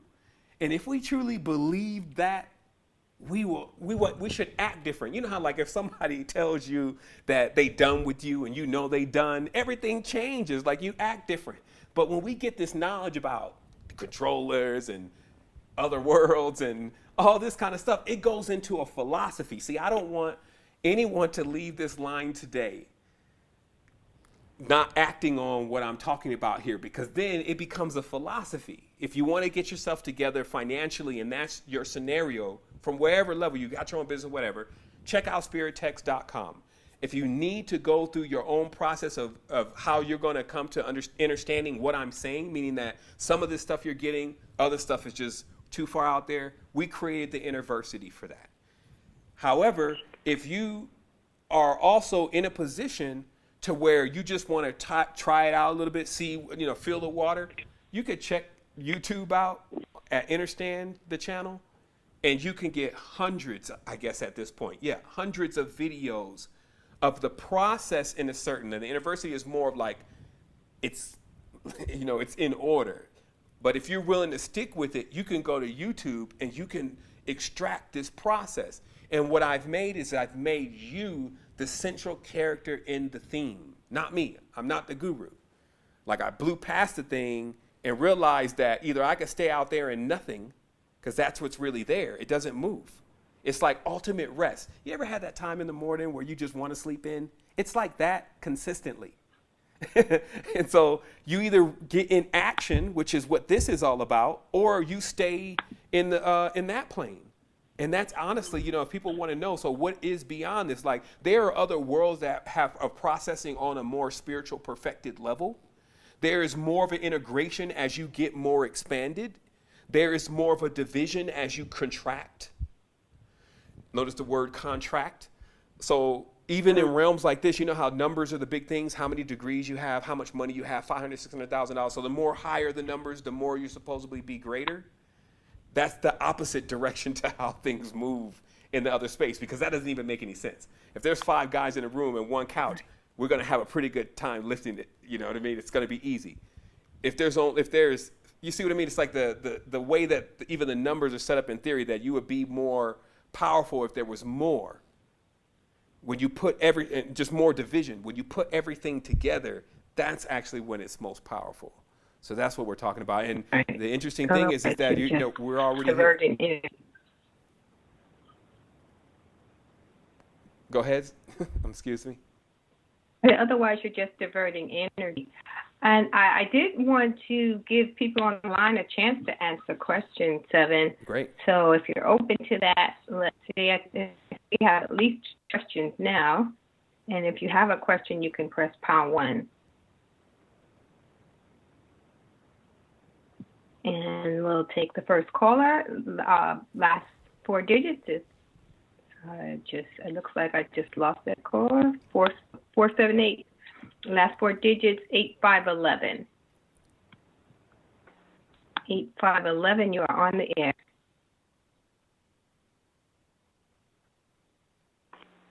Hello, you're on the air.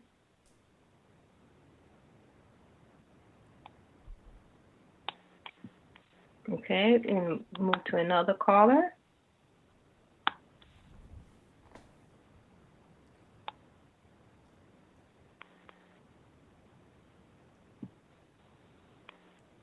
Looks like the call dropped.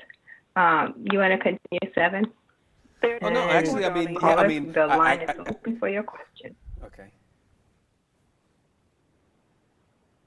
There are 2 more, Darlene. Did you see 3238? 32. You want to Hello? go ahead? Go ahead. Hello. Hi, how's it going? Good evening, God. Wholeness. Hello? Yes, we can hear Good you. evening. You're on the air. Yes. You have a question I had a for question Sevan, brother? Yes, I do. I had a question referring to judgment and ego. Okay. Hello? Yes, I can hear you. Yep, go ahead. Going. Okay. Yeah. I just wanted to ask that basically the ego, from what I study with etymology, that the ego is related to the letter I. And a lot of people say, a lot of people will have you say in their affirmations, like, I am or I will. And is that like saying you should actually be in tune with your ego versus ignoring it? Because I believe that in a sense that we did come here to experience all of this for a good reason. And with the judgment, are we not all judges? Because, basically we have judgments behind every decision that we make. Not more so towards the negative side of judgment, because there's like a good and bad to everything, depending on the nature of, your vibration, right, etc. But basically, we are the judges of every decision we make, and we get to choose. Like, we have our own court in our mind, and we always hold our own sessions. Yeah. So I just wanted to understand your take on that, basically. All right. What's your name, brother? Ramon. All right, Ramon. Wholeness. Very good questions, by the way. Now, to answer your question first, to simplify this with the ego is motivation on the physical plane. This is literally the person who knows how to manipulate their own energy system to create a perpetual force within themselves. It's like building yourself up, which really anyone that has great levels of endurance and great levels of achievement, they are very familiar with getting that to work. And it runs on the same energy of confirmation based on belief. Let's say, for instance, somebody calls, say, hey, you won the lottery, they publish a clearinghouse guy, whatever, and it's real. you're not even going to be able to sleep that night. There's going to be literally this level of energy that's coming from some other space, but that space obviously is the belief, or in that sense, knowing that is about things are about to change. So there's some people who actually can manipulate that very well. Obviously, ego can go into many different extents, but corely, I'm not one of those people who believe that the ego must be destroyed. I see that the ego is in a sense metaphorically like a beast that you can ride it into the next stage of things, or you could be trampled underneath its foot. And that's the easiest way that's to. That's exactly how I feel about it. Okay. Yeah. I mean, that's how it truly is. I mean, even the tense, like, see what it feels now when a person just starts going through an I am with themselves. And, not even saying that you kind of, at a certain point, you move beyond this. You try to like work with, because let me show you how everything works in grades. Okay. That's another thing. Think about grades, because what you have is you have, let's say, meat is a certain kind of vibration, certain kind of energy, right? Has a certain level of energetic potential. But then vegetables, they have a different certain level of energetic potential. And then minerals, and then you can keep moving up that same chain, and then the level and the energetic potential changes and actually becomes more pure. But it doesn't mean that you'll necessarily be able to assimilate it. Like, how many people do you know that can just eat minerals and don't need to eat anything else, right? So what happens is that, again, there's these different grades of even the ego and what people are doing with their consciousness. And they're trying to like define that in English, by the way, which is missing kind of quite a few different words that seem to all mean the same thing. Like, oh, that's ego. But really in another language, there's like 5 variations of that thing. So that's definitely what's going on. And then speaking of that actually gets us into this word judgment.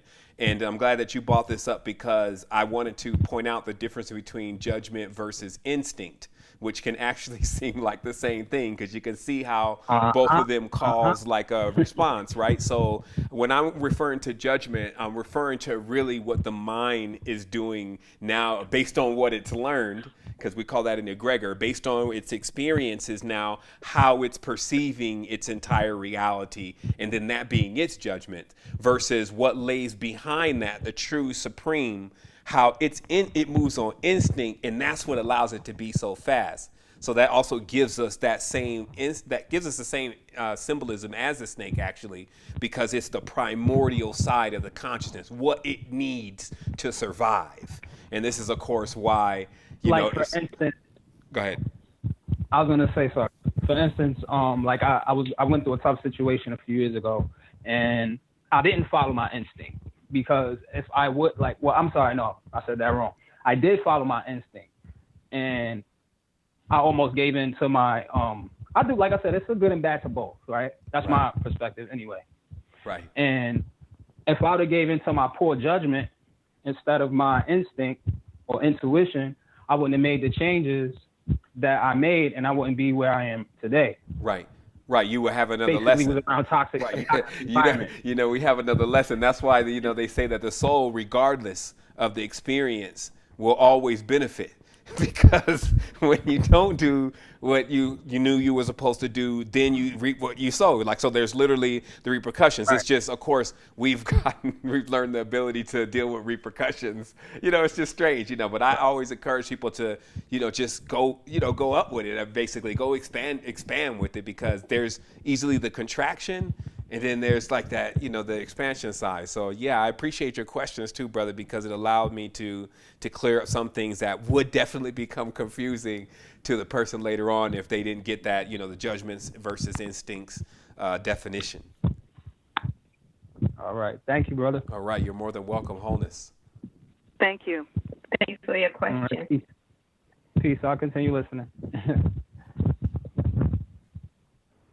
Okay, so let's try 1175 again. 1175, you are on the air. Wholeness. Can you hear me? Yes. Yes.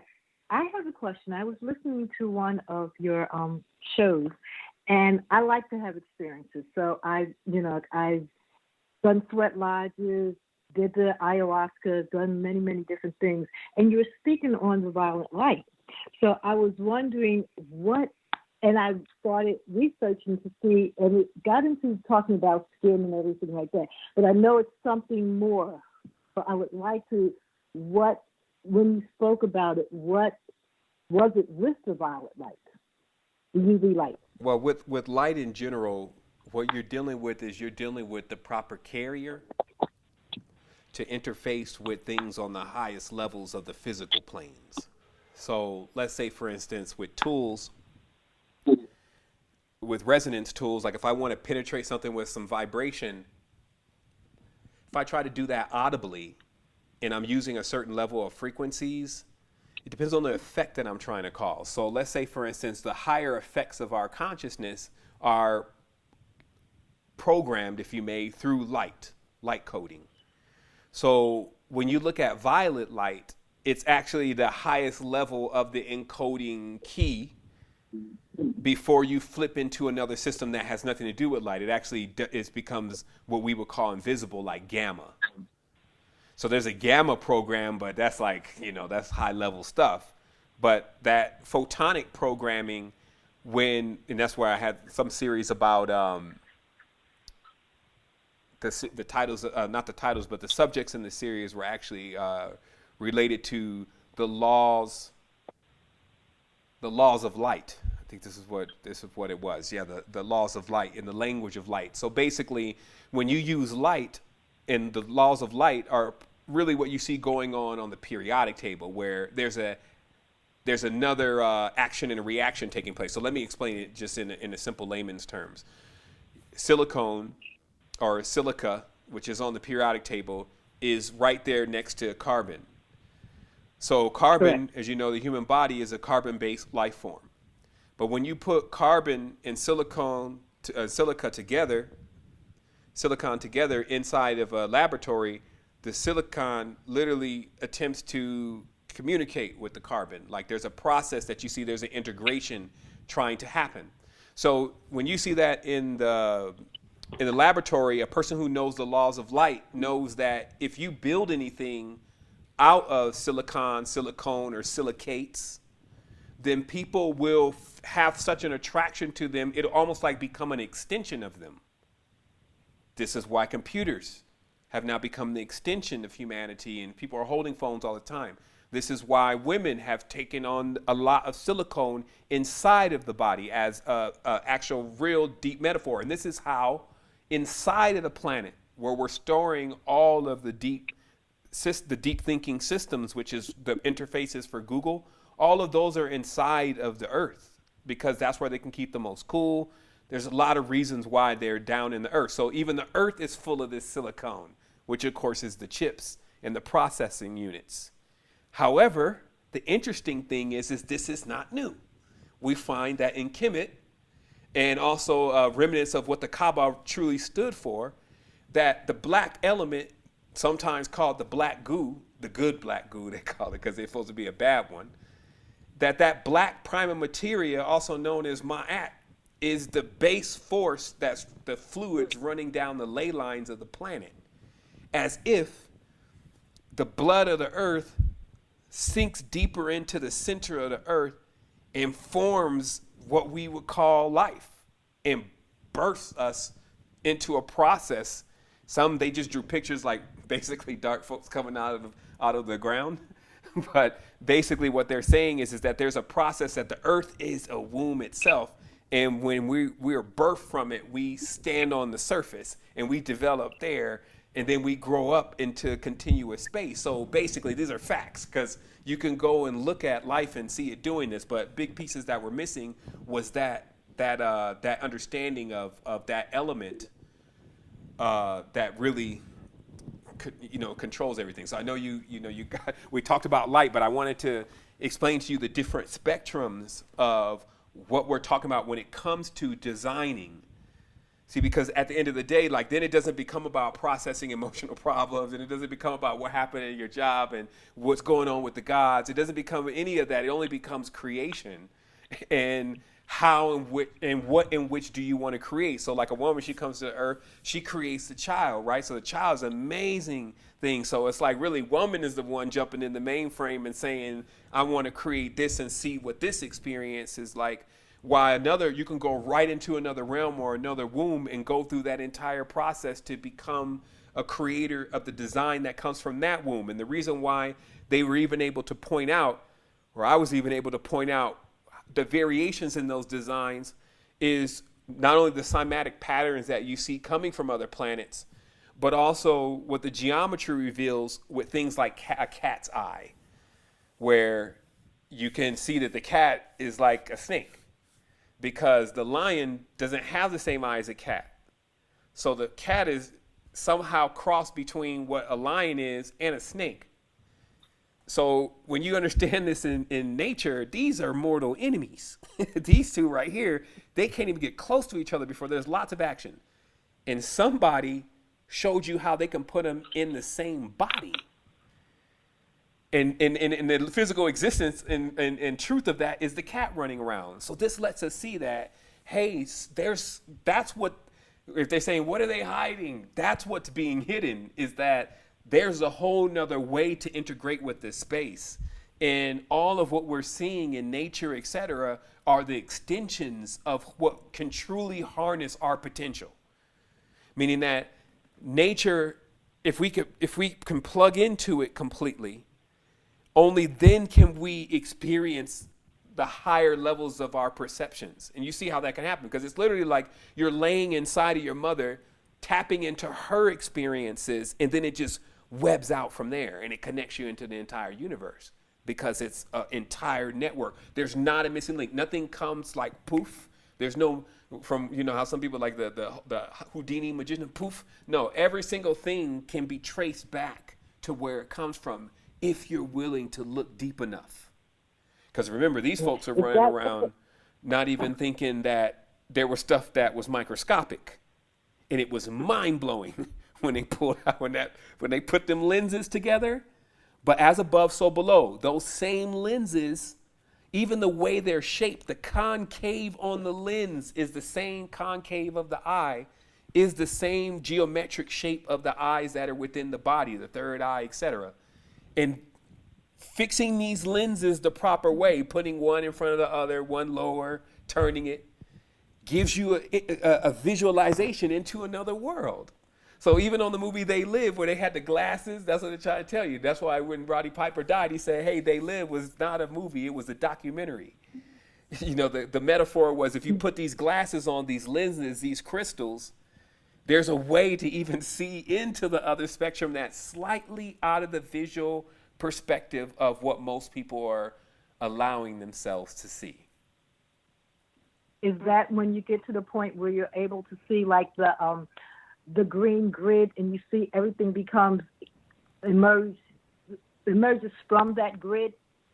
Exactly. I mean, where you start seeing the grid work in the sky, but also the daily script. You literally see a certain script running across the sky when you're catching it at certain reflections. Remember, it's all light. So I have diagrams of where they were building contraptions back in the 200 or 300 years ago to bend light a certain way to cause certain phenomena. And this is why, one of the biggest revelations has been this metamaterial, because it bends light in the opposite direction, allowing things to be cloaked. So literally it's there, but you just can't see it. And it's like, it's not even something that you can comprehend from a level of, well, how is that even possible? It's possible. They can throw this material over a car and all of a sudden you can't see the car anymore, but the car is there. So the only thing that tells you, though, if you bring that back into metaphysics, is that, yes, a world could be right here where we are, transposed over the top of us, and we wouldn't even be able to see it and know that it was there. And that word has always been referred to. And I just need to interject, as Blog Talk is going to end, but we can continue the conversation. They're going into that last stretch. And we'll just continue off air. In the same respect, with like I said, with the grid, it's also indicating or showing you that this planet is really a total illusion, because when you're able to see that aspect of it, then you know that this no longer exists. I don't know if I will go. I don't know if I will go that far with it. Like, I want to let you understand the definition of the word illusion. Now, the thing is, like, if I say artificial, you may think I'm saying it's not real. But all I'm saying is it wasn't born from a womb. It didn't come from a womb as we know it. It doesn't mean that it can't think, and it doesn't mean that it can't move on its own volition. So when you're looking at that grid, what bases the degrees of the illusion? This is basically how many layers you are in sleep. That's all we're talking about. So what bases that is how much you're actually able to connect with the field that's around you. How real is your life around you? Like the job, the kids, all that field that's around, how real is it? Because you can, it's all still right here. So you can go to the highest level in the space right here on Earth. It's actually, because it's all inside, it's all inside, right? So it is truly like there's a degree. And so what they did is they built a fake matrix, because this is where, I talk about this and I distinguish this because it's something that you are bringing up. And this is the reason why I have distinguished the difference between the real matrix and the fake matrix, because once there was this knowledge now that was discovered about building these worlds, right away there was a group that scrambled to build another world, a dream within a dream, a place to where they could basically sink a person into their subconscious and the subconscious of their consciousness, and then they would reside there. Now, because this is a quantum field, all spaces are accessible from this space. But this one, and specifically this one, let's say, for instance, for the person who starts getting deep into the foolishness, the matrix BS, the football games, they basically load a program, they load an archetype. So in that, they actually bolt themselves into the fake matrix. Now, the real matrix, and the reason why they have to be distinguished as such in English, because just because it's a matrix doesn't mean it's fake.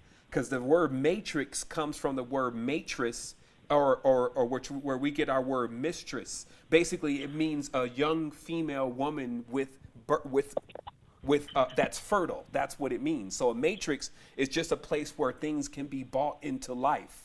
So now in a fake matrix, of course, corporations, which means corp bodies, entities, fake phantoms, ghosts, eidolons, egregors, that's all the world of the secret societies, Freemasonry, et cetera, that built a fake matrix using Mary, who's the ocean, Ma'at, the mathematics, all of the truth, the black, the darkness, the black goo, using all that and replicating that and building a world and immersing everyone into that world as if they were jacked into it, creating an internet or internal web on a planned net.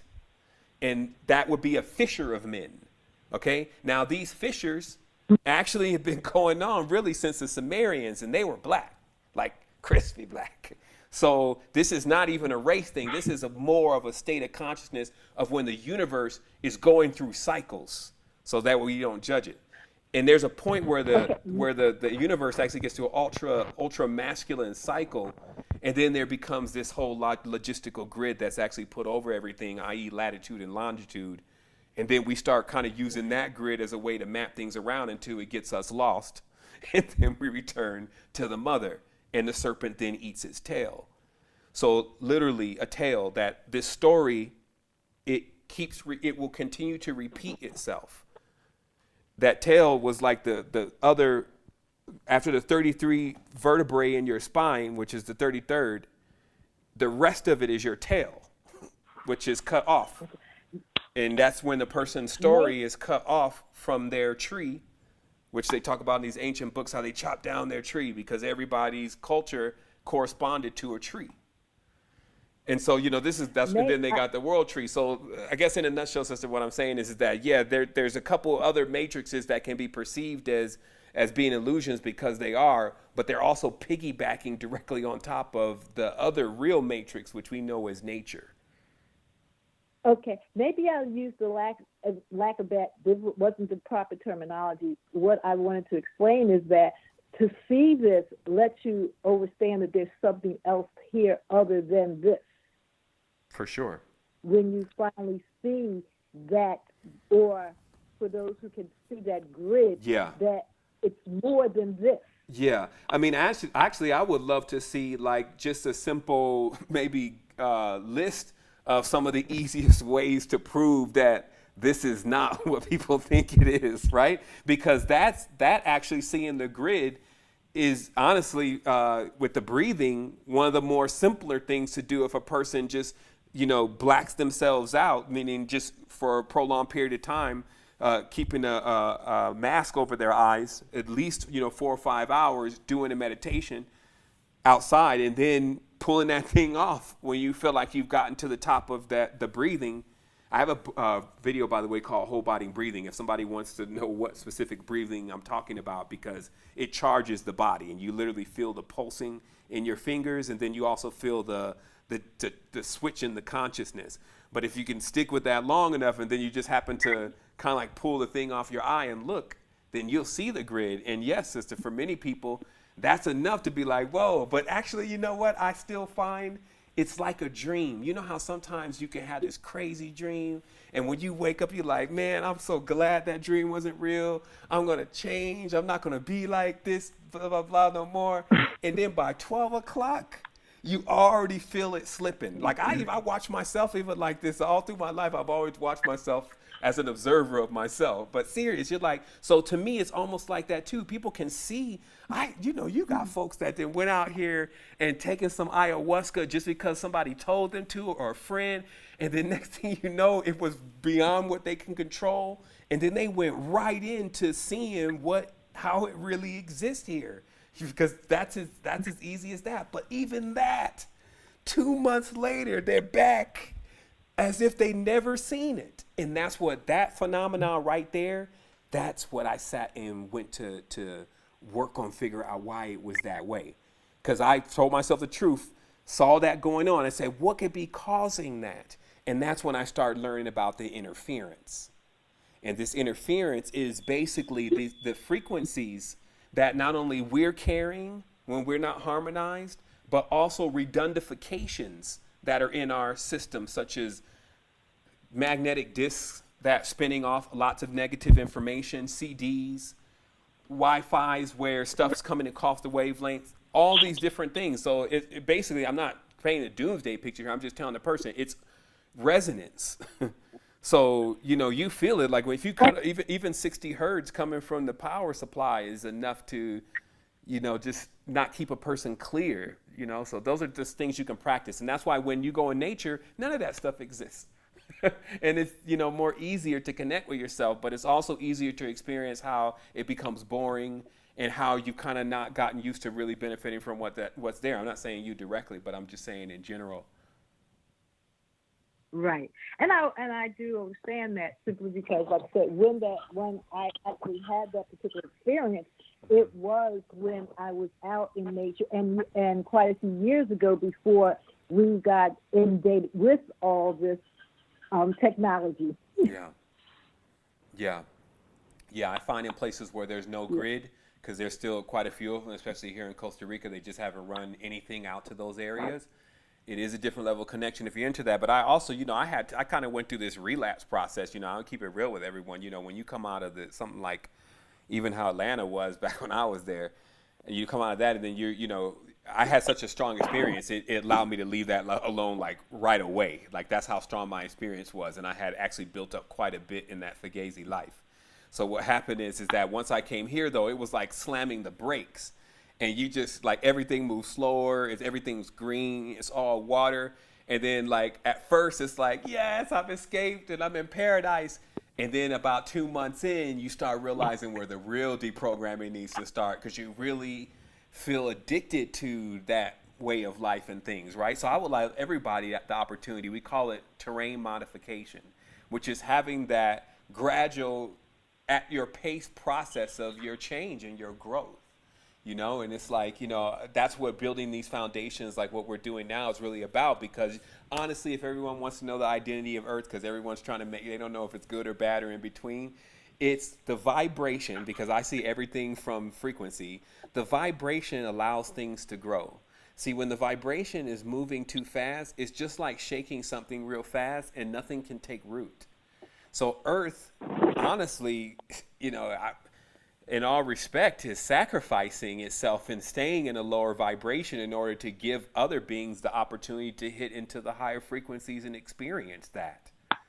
You know what I mean? And I'm not necessarily saying the high frequencies are better than the low frequencies. I don't even know where people are studying and what they're studying, because it doesn't say that. Each phase is an experience. But now there's distortion, but that's something else. So you see how it's like there's a lot of words that are being used that all mean the same thing. Negative supposedly means evil, but negative is the other side on a battery. So how do we, like, what am I doing here? So this is that deprogramming. For anybody who studied any kind of art, and they bolt that with metaphysics, like if they ever became, art meaning anything that you actually went through the entire process of becoming a master at it. That blueprint always bears the resemblance of exactly what you can do on every single level to achieve that same thing. And I believe that's why I'm such an optimist about what's happening in this world, because it's only going to be a moment before it clicks.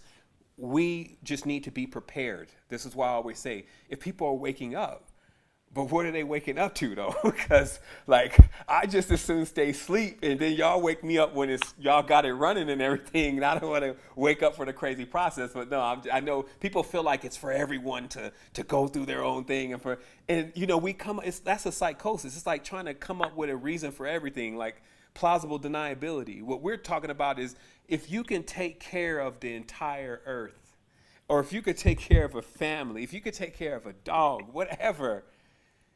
That's your pleasure. That's where you're going to find your art, because then you're going to develop it. So if that's what I've been doing all this time is I work to keep getting better. I work to distill what I know. So that way I can shorten the time and period of giving as much as possible, synthesizing things, learning that, this is an adventure. And just like the brother was saying earlier, I'm having a great time most of the time when I'm not tricking myself to believe that this what I'm experiencing sometimes is negative, is real. Because at the end of the day, I always now have learned to wait for that yang. Like to wait, like when something happens crazy, I'll be like, just wait. And most people don't know how to draw from that energy. Just like they say, for every action, there's a reaction, of course. So there's this huge repository of what people would say is positive energy, just accumulating somewhere for someone to know how to tap into it.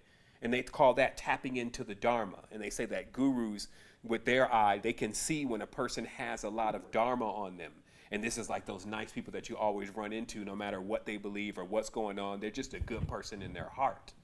And they build up a lot of Dharma. And then, of course, a lot of those people don't know how to turn that faucet on that Dharma to manifest something.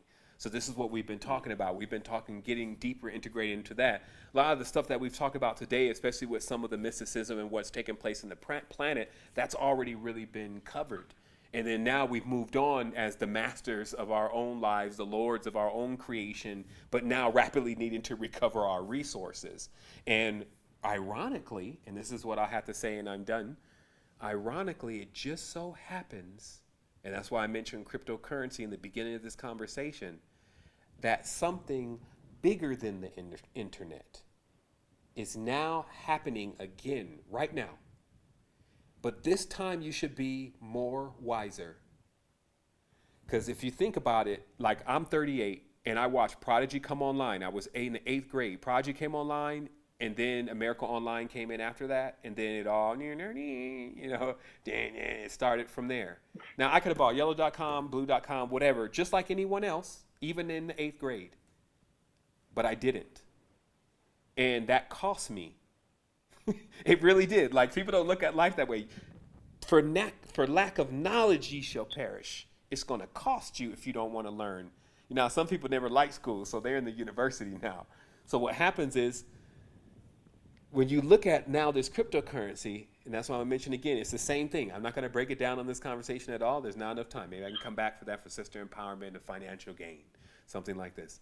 But what it does is it puts the power back in your own hands. It makes you your bank, and you wouldn't even believe it. Meaning you wouldn't even believe it's happening.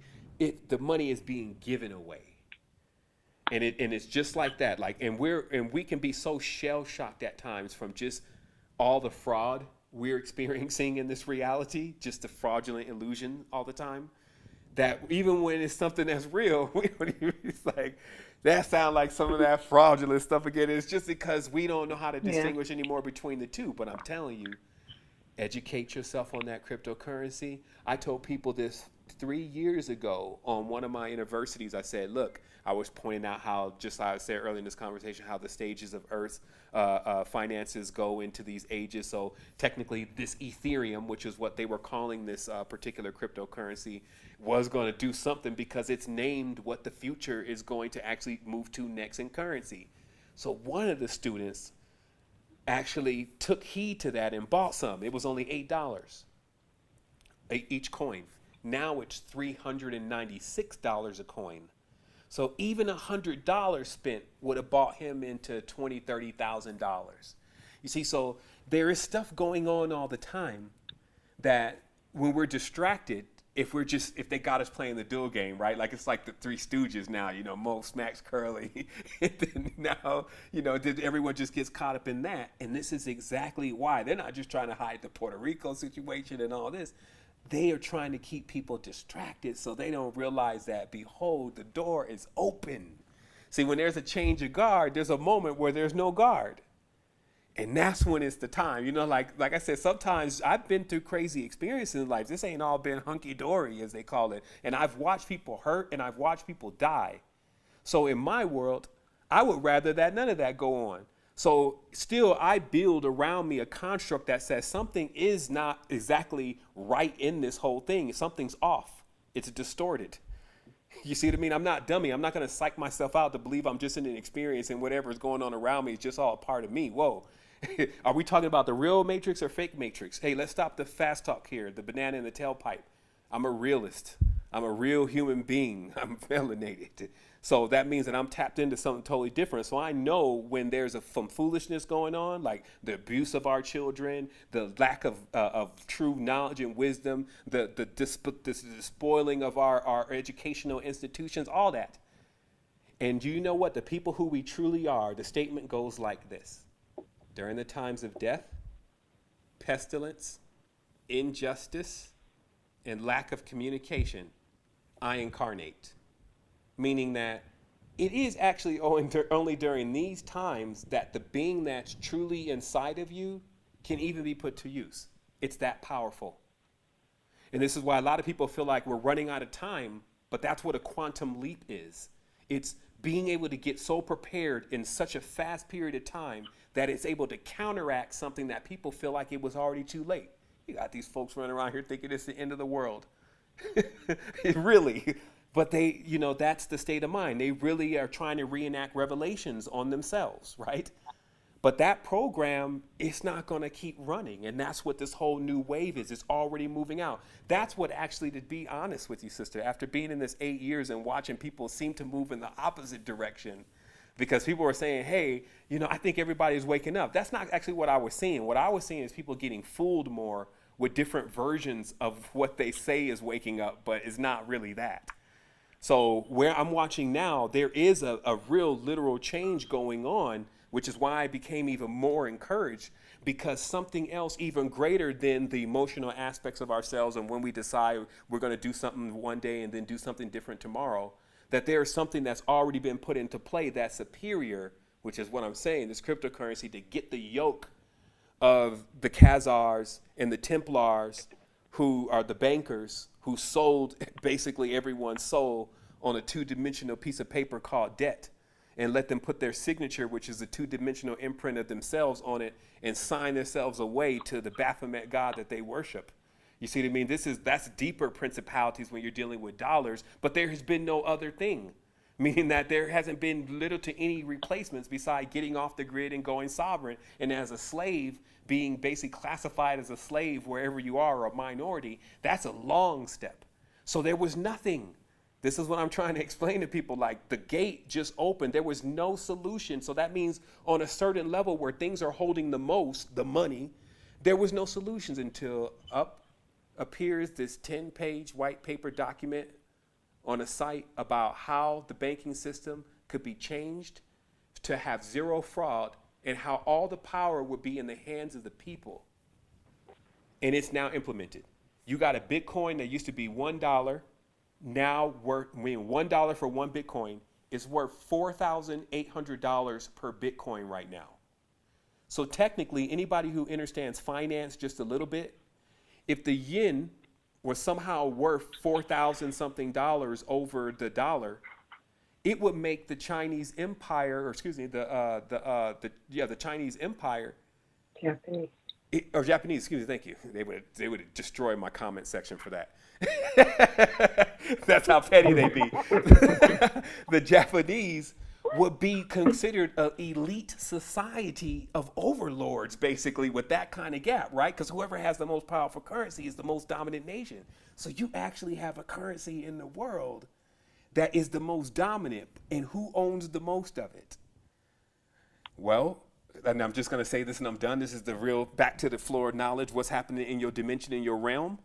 Who owns the most of it actually happen to be all of these people who, many of them were nefarious because they were operating on websites like 4chan and Silk Road, selling drugs, guns, women, you name it. This is called the dark web. So Bitcoin was the currency for the dark web because it's anonymous.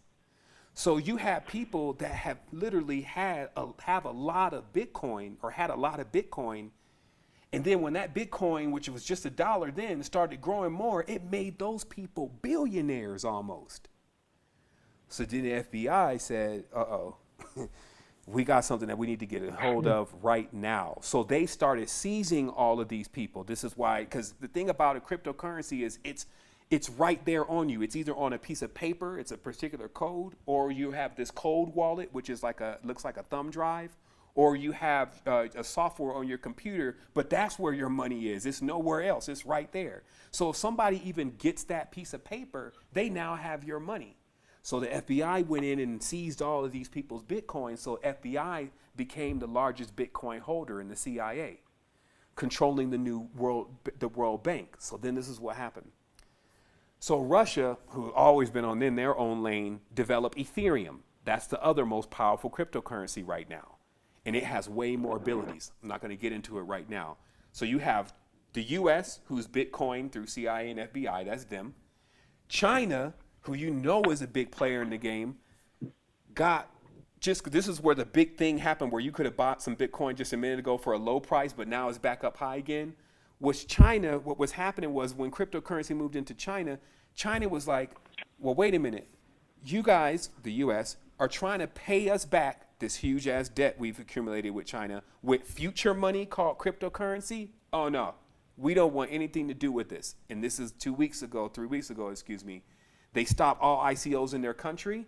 And in the back end, they took half of Bitcoin, now called Bitcash, and now that's China.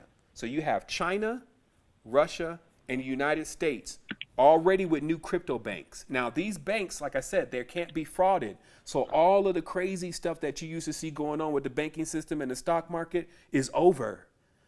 But the other thing that's going to hit the streets in the face is that all the trading, the EBT card for cash, food stamps, all of that is going to be eliminated because you can't really fraud the system. There can't be more than one person. Every single transaction. This is why the technology is so superior. That's why it's the new internet, because this code, it can't be frauded because everybody's sharing it. So I just gave a crash course in it. Hopefully it didn't fly too far over your head. What I'm saying is it already is happening. This is not something that's just to come. 4 years ago, if you were listening then, it would have already made you a ton of money. Right now, if you're listening right now, it's not just about money, it's about your sovereignty. So you can already begin on the process because now it is an investment opportunity, but at minimum, it's just another place to put your money where now you really have it and it's not $1 anymore. So you can go anywhere in the world. Listen to what I'm saying. When I got into the layer cake, I realized that everybody didn't want to be paid with money under the mattress. This is what a lot of these so-called entrepreneur and aspiring folks are not realizing, that cash, nobody wants to take that because they need to know where you got it from. Just educate the youth here for a minute. They want to know, where does this come? We ain't finna put this in here and we got to tell taxes where we got, bring us a check, transfer it from your bank. So this means you need to be in a banking system if you ever made over $200,000, $300,000. So then you start getting into try to figure out banking and you realize right away you're limited because you got a bank in your own country. So when you start talking about trying to have an international business or anything, you need to go to China, you need to develop connections. Basically, you can't even seem to get it done. And here comes cryptocurrency. Now you can bank faster than the actual bank. This is why they're scrambling. It still takes them 20-something days to process an international transaction. Bitcoin and cryptocurrencies, it happens in 5 seconds, and it's done anonymously, meaning nobody even know who sold it and who bought it. Even for big timers, the biggest problem is when you sell or buy something is just the record of who bought it. A lot of people have a lot of money. They don't want to know nobody to know they just bought an island, that kind of thing. So this is why all the rich people are already moving into it. So just peep what I'm saying. If at the beginning of the conversation was just to authenticate for you that I'm not a dummy, listen to this knowledge and truth. If you want to get yourself off the ground of this thing, spend your time investing in the knowledge of understanding what cryptocurrency is. It's already something for the people, so it's not the people who are the most smart and most accolades that are winning in that field. It's the people who are doing the most research and realizing that it's valuable as far as their time right now. You can remove yourself from your job. You can already start taking your money and moving it over. You can have a debit card so you can transact your cryptocurrencies back into any currency right away. So don't feel like you're sticking your money somewhere and you can't get a hold to it. It's not like that. It's a bank. It's not an investment. So that was the pep talk for today, just in relation to getting oneself together on the physical plane. You can always check us out at secretenergy.com. If you're deep into the spiritual knowledge, you want to understand more about yourself, you can definitely check out the Innerversity. And if you want to get on the fast track to developing whatever you're doing, your company, your idea, or you need a little assistant, check out Ambassador Training, because that's what we're doing, and we're real. Because at the end of the day, I don't have time to be wasting nobody's time. If we're in time, we're already too late. I'm trying to get out of time all the time. Okay, and that was a lot for everyone to jump into. Well, they got rewind for that. About the whole equation. They got rewind for that. Well, thank you so much for sharing. How we live, how we work, how we think, how we spend money. And so, Fifth Family, we hope that you will take this part, listen to it again, because there was a lot of information here. And we want to thank Sevan for joining us today. He is doing a lot of things to help a lot of people internationally, and he took the time out to speak with us, and we hope to have you back again. Most definitely. Just let me know the date and time. Thank you so much for being here. All right. I really appreciate it. Thank you, sisters, for holding that space and allowing this transition to come through. I believe personally it's the best one to date. Like, very seldom do I get a chance to actually have that proper conduit, so I do appreciate it, because it's really something deeper than what most people can see. And so I'm just glad to be present with everything that we're working on and who I truly am. So go to spirittechs.com, SPIRITECHS.com for more information. And with that, we will close out the show in wholeness and balance. Thank you all.